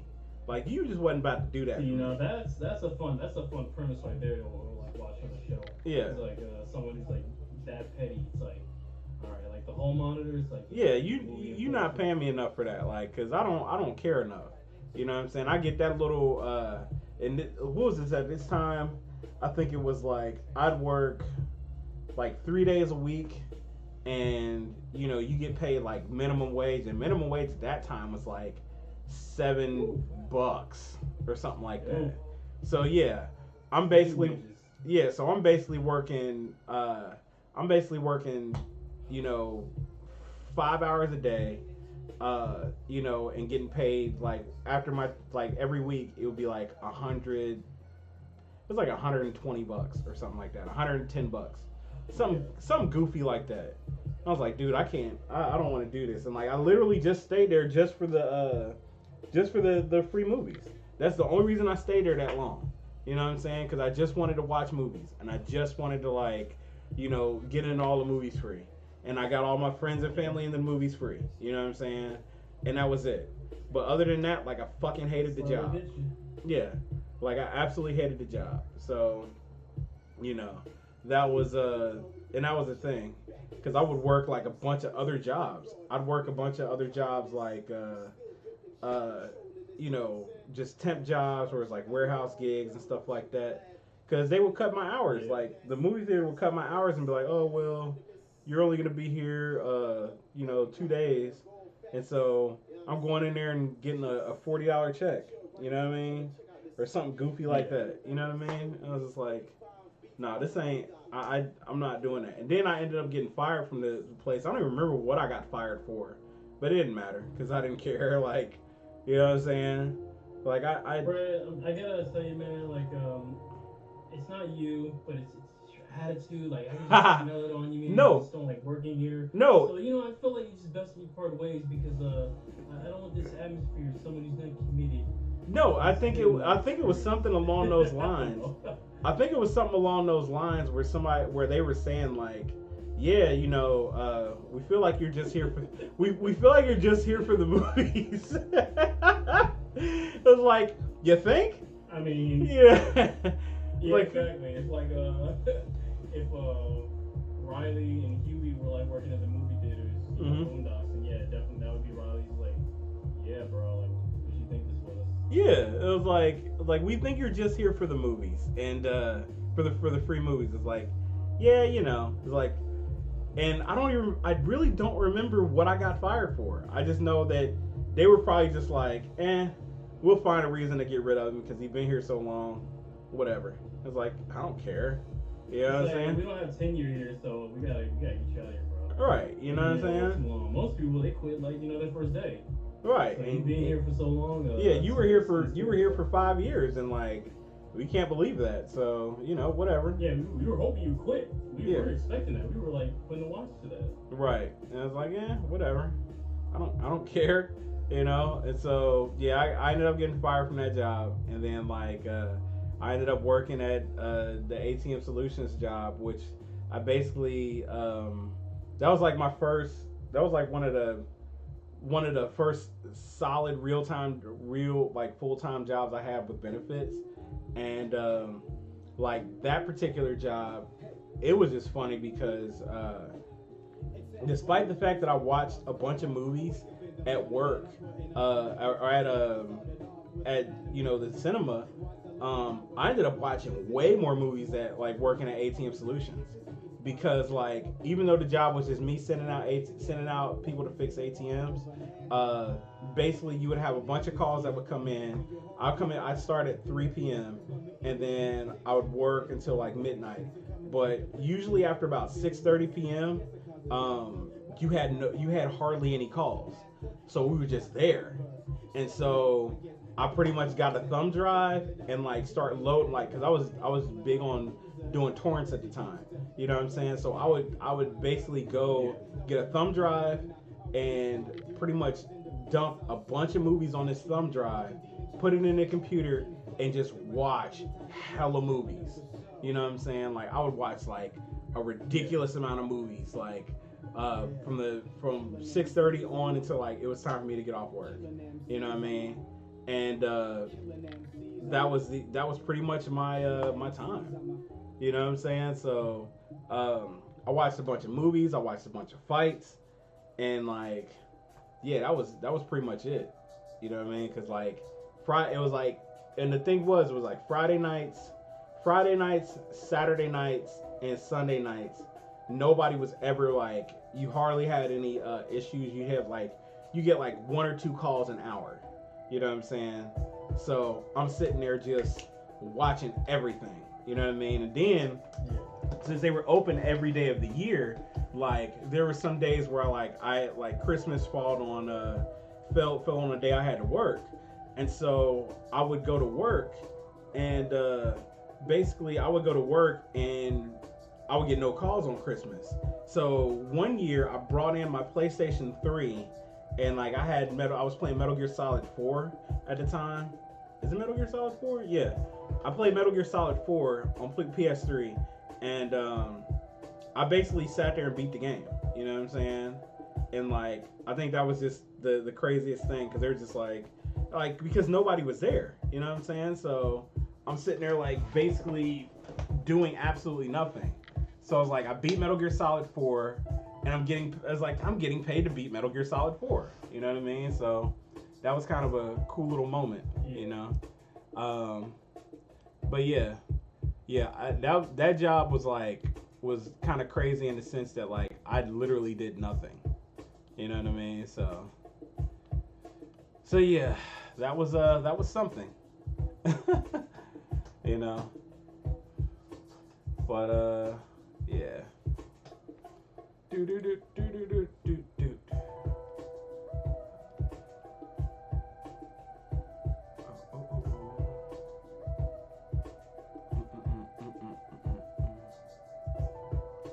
Hey, there we go.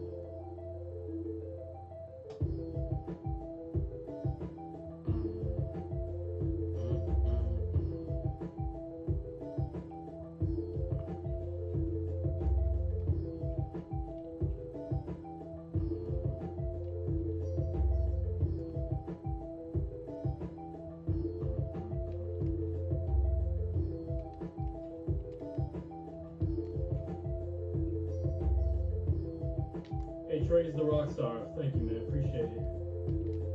We're on IG.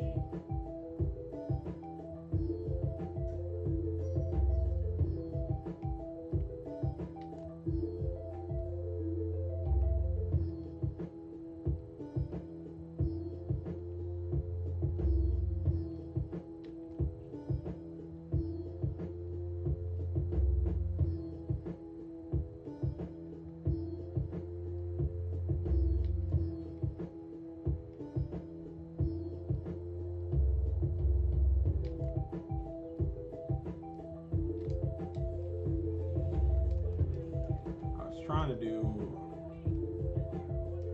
stealth, but okay, you know.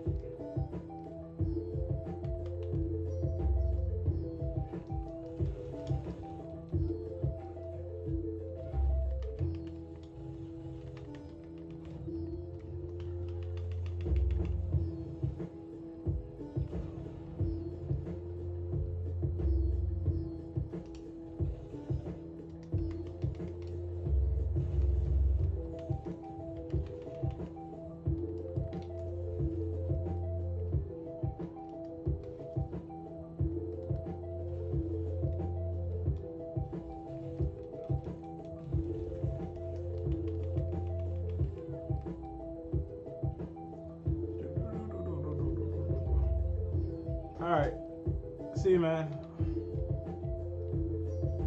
Always nice talking with you, Squigs.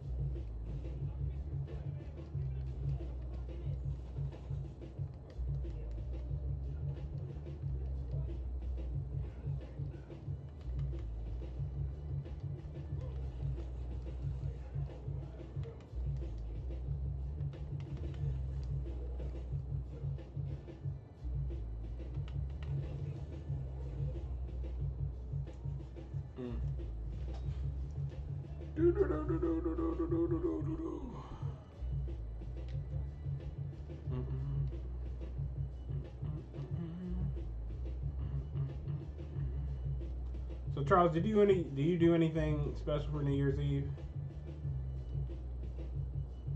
Usually I do, but ever since I moved back to the East Coast, I haven't been doing anything, and it's a combination of things of why I haven't been doing that. Who knows? That may change next year, but yeah. Why do you ask? No, I was just curious. I don't do anything. I usually just work. Oh, Or yeah, I don't really do anything at all. Like so. yeah, no, like I've in the past, like I've definitely done more things, but usually I plan them out.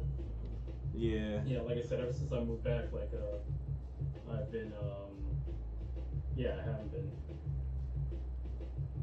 Yeah, nah, I did have an idea of like traveling somewhere because like I have like a bunch of friends like all over that they have like different places they would like do like New Year's events, but I was like, man, I guess I want to do it and I could do, but I think I was trying to be more like shrewd towards like financial spending for travel, especially right. after like coming back from out of the country. Yeah, no, I dig it. Yeah, even if I had money like that, I know I probably wouldn't travel and do anything special not for New Year's. Yeah, especially since I already got like another travel thing coming up like in February. Right. Or end of February, I guess. Yeah. That's when Emerald City is, right? Yeah. Yeah. So yeah, I got I don't know. I just got a new show that came up. It's called Super Sensi Comic Expo, and that's like a video game based thing. So I'm gonna probably do that. Yeah. And because they just opened up the registrations, like, and that's gonna be in early April. So I'm trying to hopefully fill out all my April and March stuff. You know what I'm saying?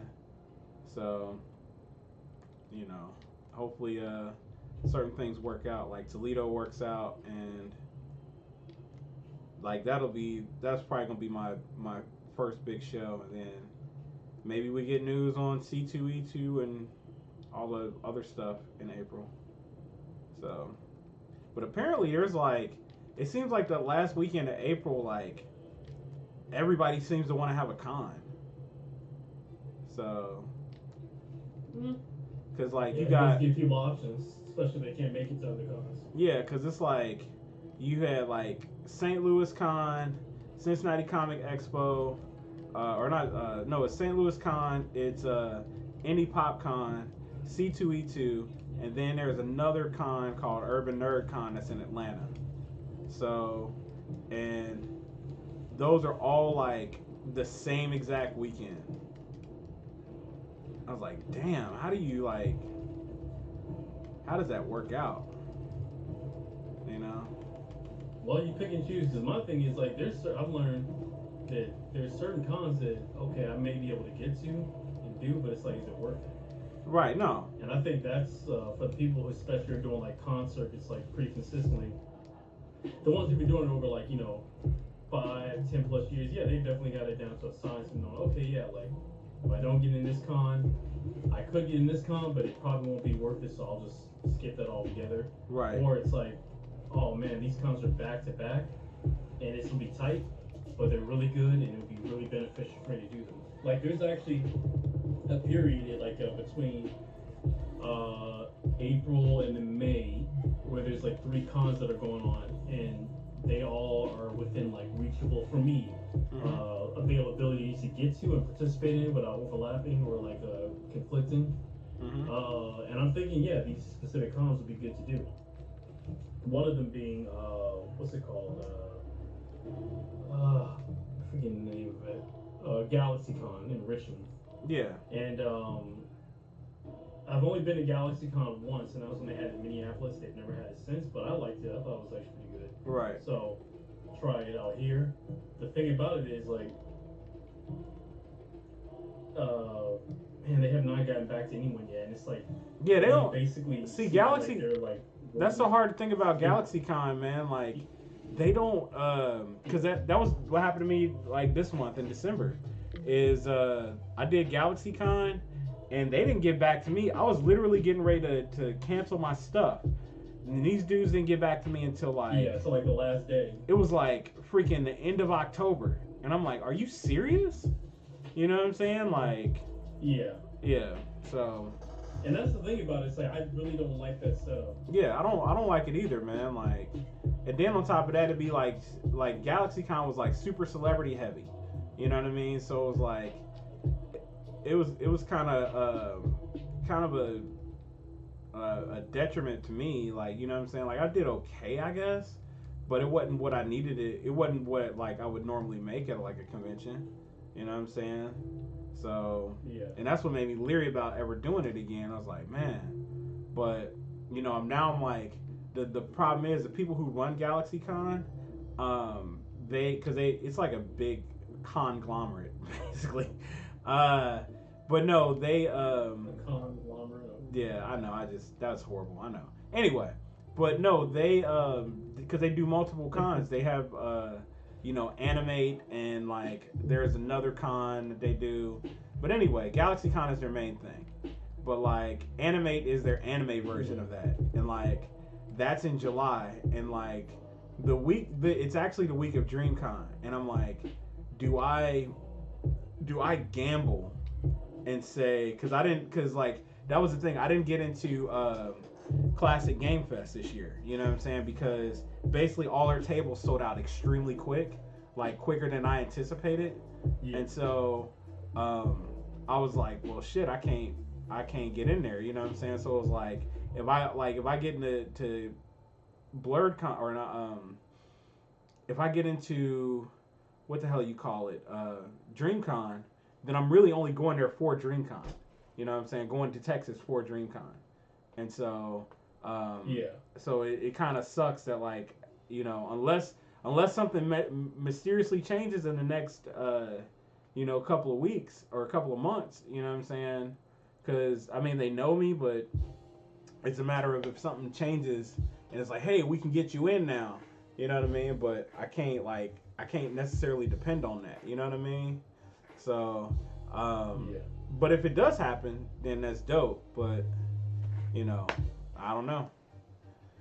So we'll see. But yeah, like I'm just thinking about that contingency plan of like, I definitely want to maximize making a lot of money in July. You know what I'm saying? And like, I hope that I get into BlurredCon. I hope that I get into DreamCon. You know what I'm saying? Like, if I get into both of those, then I'm you know, I'm cool and I can maximize the stuff. But I don't know. You know what I'm saying? So the CGF thing just kind of threw me off. Like, damn, like that ain't never happened. You know what I mean? So, but it is what it is, I guess. Yeah, it'd be like that. Yeah.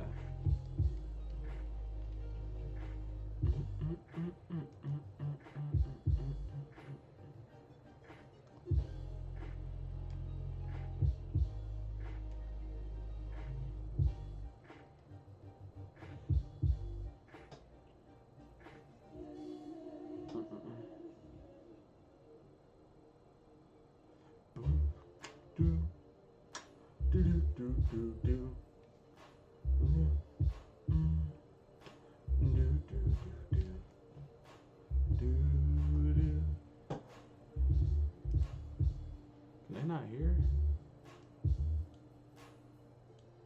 Oh no.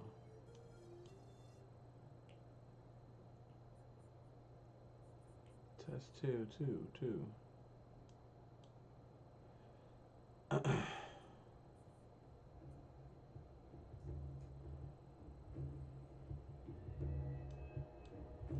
So Endurance back on IG, he said, "What's the furthest place either of you have gone for a con, and how'd you get there?"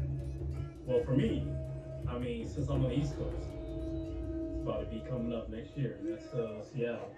Like, I could imagine, like, it'd probably be like the most, like, maybe not the jarring, but like it would be the most extreme. Like if I lived somewhere in Miami, where Yeah. like the dead end of like the United States all the way up to Seattle. But it's like, technically, since I'm a little higher, it's not as bad. But yeah, like for me, all the way up to Seattle, the other end of the states, the butt side of America.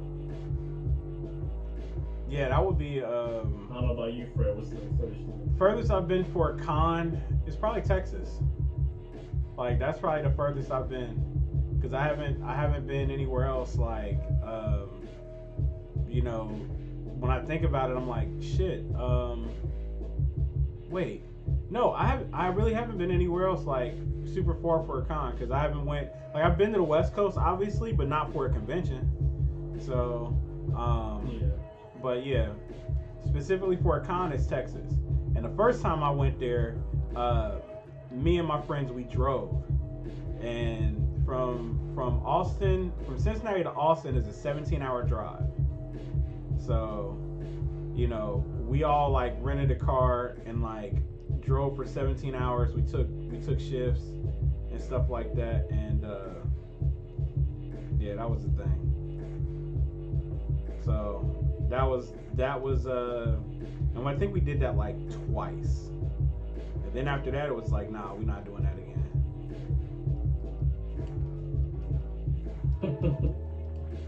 So, Yeah, I know that one of my friends, like, or I guess like colleague, I guess technically not like close friends or anything, but either way, like a close associate friend, I was recently talking to about like, once you start to like build like a brand and a name, and if like you can get people to like even like help you get in the shows, like kind of like not like sponsor, but yeah, like you can sit at like a table with them, kind of like how I do with y'all, Yeah. Fred, like in NPC. But man, going international, that's a whole new level. Cause like one of my friends, like they were talking about like maybe going to like the comic book convention in Singapore, and I forget the name of it, but it's Yeah. like it's one that like Stanley Lau, goes to and all that kind of stuff. And there's obviously like or Lake Como, which is in Italy. Just Okay. big stuff. And there's like one in Brazil that like apparently is like one of the big. I don't know. I forget if it's like the biggest in the world or if it's like just one of the biggest international ones. So it's like I'm like, man, these are like the A-list stars basically of the industry. Yeah. Yeah, I But would either even. way, I'm like, man, I would love to. I would love to too. I wouldn't even know how to like ship stuff out to go do that. You know what I'm saying? Like what do I do? Like, cause I can't, cause you getting a once in a lifetime opportunity to basically get your work out there. And like for me, since I got like hella books, I'm Oh, I like, thought you were about to start rapping like 8 Mile. I was about to say like, don't do that. No. no, but like since I got hella books though, like, I wouldn't even know how to do it. You know what I'm saying? Like, what would I do? Like, would I just that's a question I'd have. Like, do I just like, because shipping anything internationally is like already a pain, regardless of the size. You know what I'm saying? Regardless of the size and weight, it's already like a pain to do that. So it's like, what would be my even plan of attack? Am I just gonna like put a bunch of stuff in a suitcase and then hope for the best? You know what I'm saying? So That's a good question. Ask some of those pros who be doing that, I guess.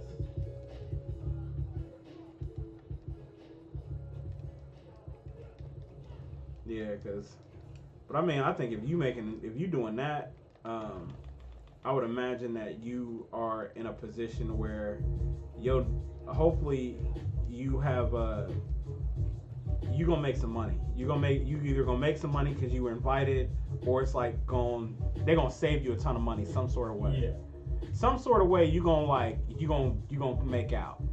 You know what I'm saying? It ain't gonna be just just hey, let's do this, and you know what I'm saying, we on a hope and a prayer like that we make okay. Like, no, you not.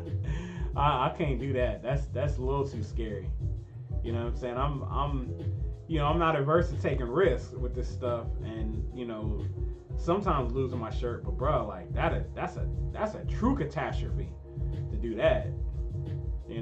So, and on top of that, like, what's the currency conversion?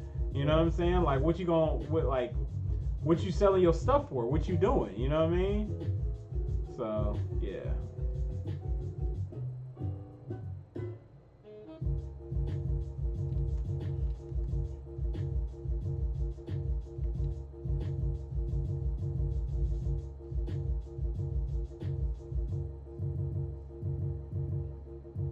Hey, Tyran, what's good, man?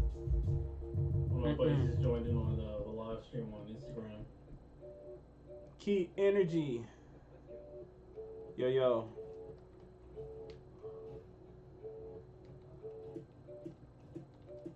Ooh. That battery level's starting to drain. I gotta plug in. Yeah. There we go. Well, my iPhone reminds me every once in a while that you gotta feed me, bro.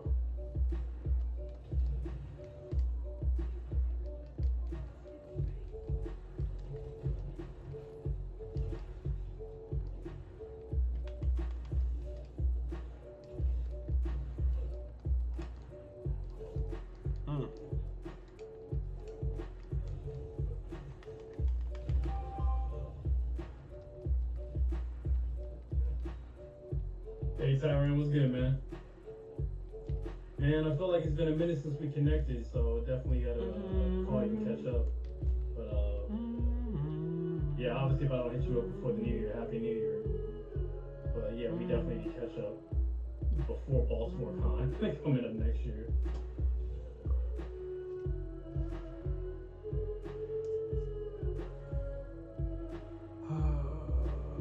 Like that Avatar music in the background. Yeah, my that was one of my homies that flipped Avatar. So I actually used this for my John Fong record, my second John Fong record. I used this. This was the death of Master Panlay. So yeah. Nice. But yeah.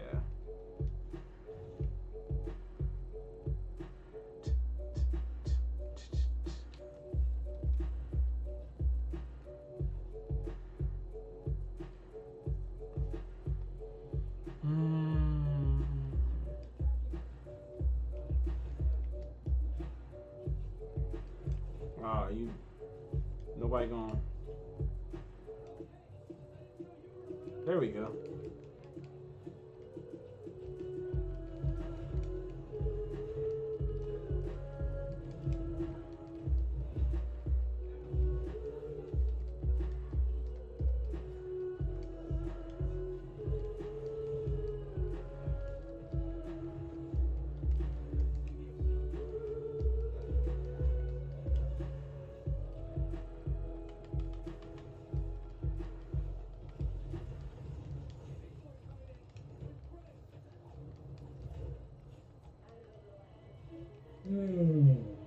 Let's see.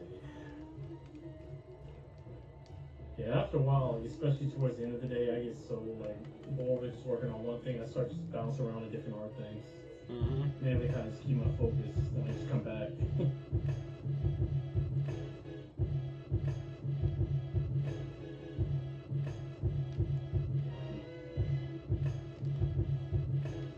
So something I saw like this is like yesterday is, you know, just perusing Twitter. There was somebody who was talking about like the history or relevancy of Hanna-Barbera. Wait, sorry, you're like breaking up. Oh, let me do this here. Can you hear me now? Can you hear me now? A little better. How about now? Good. Okay, cool. But no, like they were talking about the history or relevancy of Hanna-Barbera, and something that like I thought was super interesting was there was apparently like a Flintstones cartoon. Like, so the Flintstones cartoon, like there was a black Flintstones cartoon. That's what was interesting. It was like they tried it. Yeah, I saw that. I saw that on Twitter. Yeah, they tried, like apparently they tried to do it twice. So they tried it in the 70s and they were like, yeah, and the network was like, hell no, we're not doing this. And then they tried it again in the 90s and the network was still like, hell no, we're not doing this.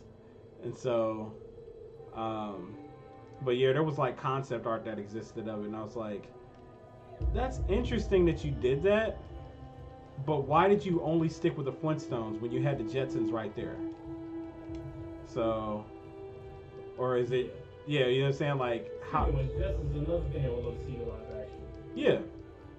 Yeah, it's like, how come you, like, if you couldn't make the Flintstones black, then why not make the Jetsons black? You know what I'm saying?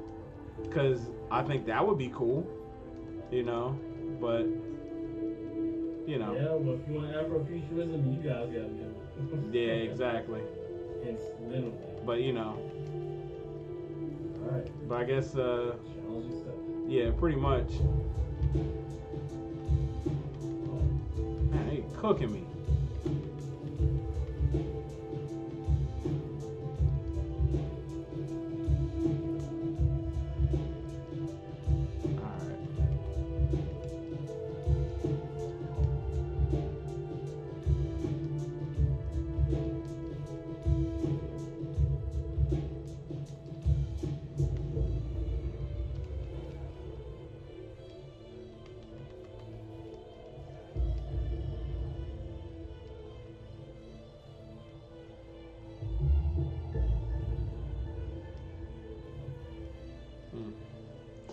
Whatever.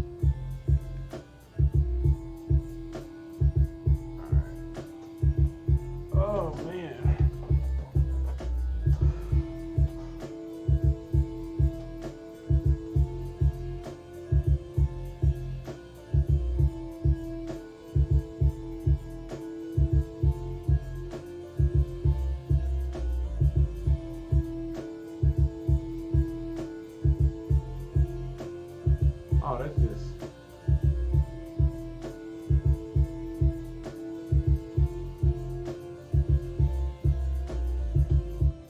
Oh, really? It's just so it's just a glitch. That's fun.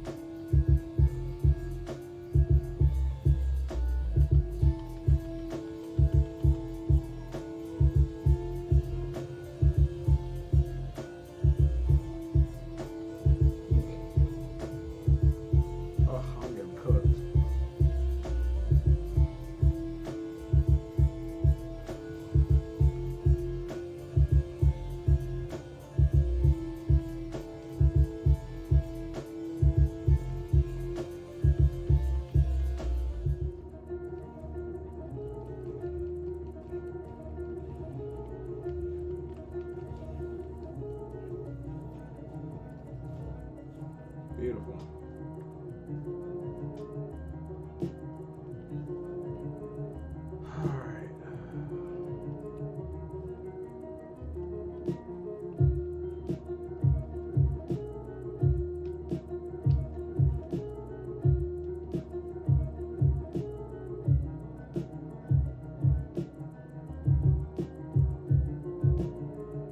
I wonder if that John Blaze beat.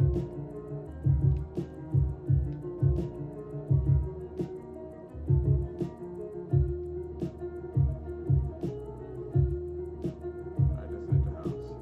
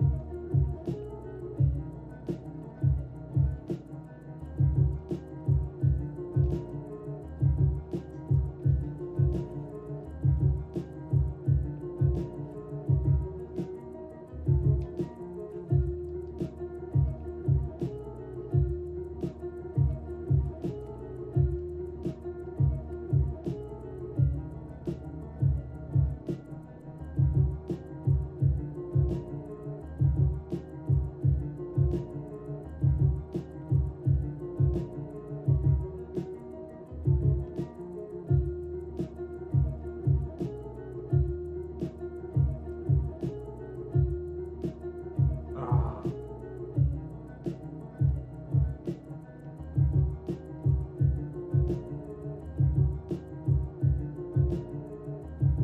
Oh, hater. Come on now.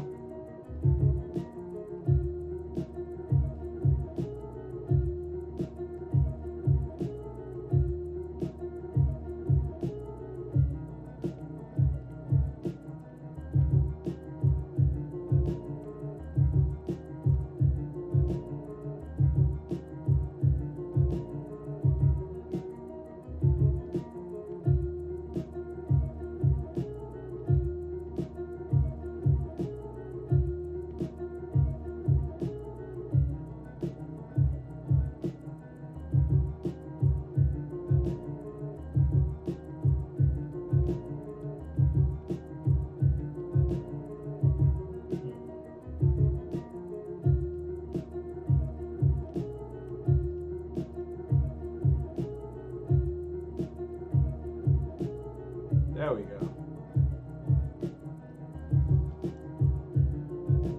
Hit the elevator in the sky. I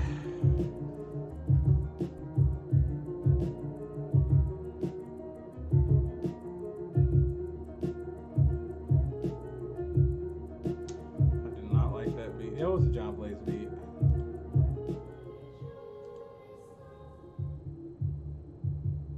No. I mean, whenever I hear that beat, all I think about is like Ocean's 12, yeah. Yeah, that's what he sampled it from. Cause I was in love with like the Ocean's movies, like those movies like made me like fall in love with heist movies. So yeah. But then like I don't know, Ocean's 13 wasn't like Ocean's 11 and Ocean's 12 were good. Ocean's 13, I was kind of like meh on, and then like I didn't like Ocean's 8. Like Ocean's 8 should have been, I don't know. It seems like that should have been better. Yeah. But well, your boy Gorgie Georgie is thinking about maybe doing one more round. Really? So what does it be? 14? I mean, that's what they said on social media. It's like, well, he said he's like they're open to it. Actually, it's like there was nothing confirmed. It's just the idea they're open to making some more ocean movies. Yeah.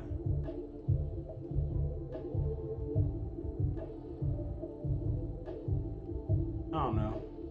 Like you gotta really like have an amazing heist. what you do for an amazing heist though. Because you already done been to Vegas, you already done been to. You steal a rocket, you steal a space shuttle, you steal you know, a nuke. It's like Something you gotta steal something like because you can't rob a casino anymore. You can't go to Europe. Like, I mean, what you gonna do? Like, it's got to be something crazy like a military facility. I mean, if it's still like going in continuity with the possibility of like, Ocean Ace would say, "Oh, you better be dead." It's like, okay, well, he's obviously not.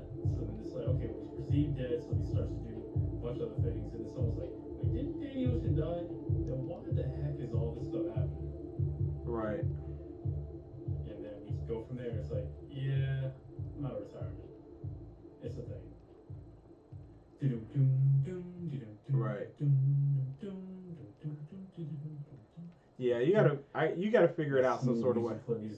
I love and like that's the other thing about that. The only thing you couldn't do is like modernize it to the point where it's like you gotta make the millennial jokes. Like, okay, there's the new Linus, and he's gonna be straight up millennial to the point where he's like everything he says. Like I'll say this though, because like as much as I know, like especially Gen Z feel like they're getting crapped on, and to some degree they are.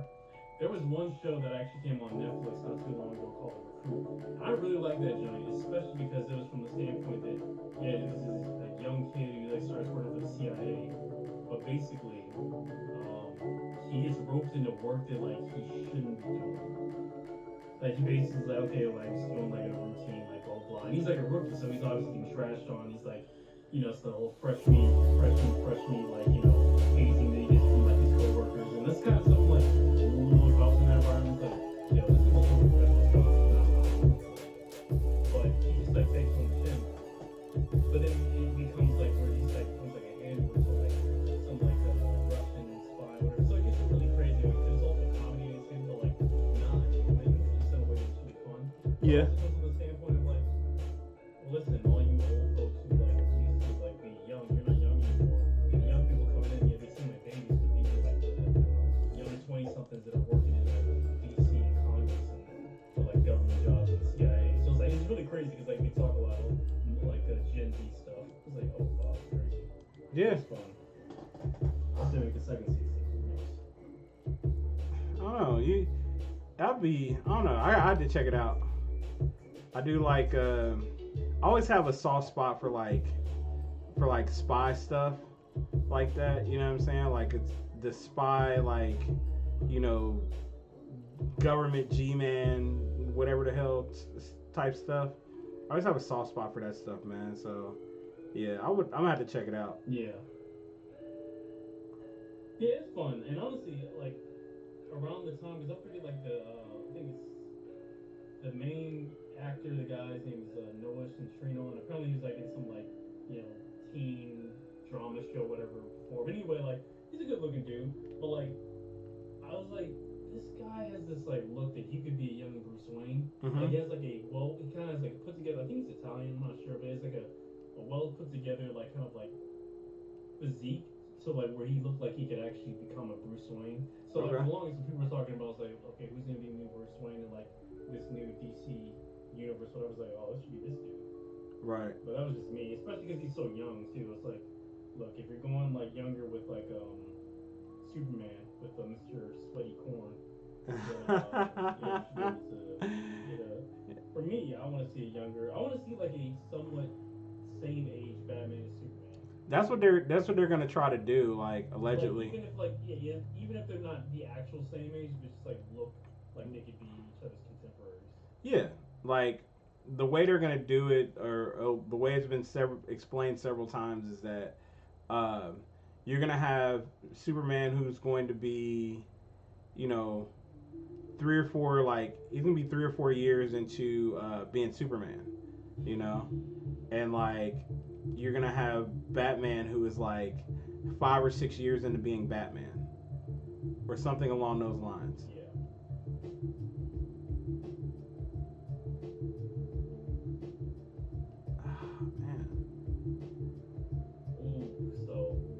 Witching hour. I think it's time for me to start wrapping it up. That's cool. It's it's kind of drawing up for me too, so I'm not tripping. But yeah, it's good times, man. Just trying to be consistent here, you know.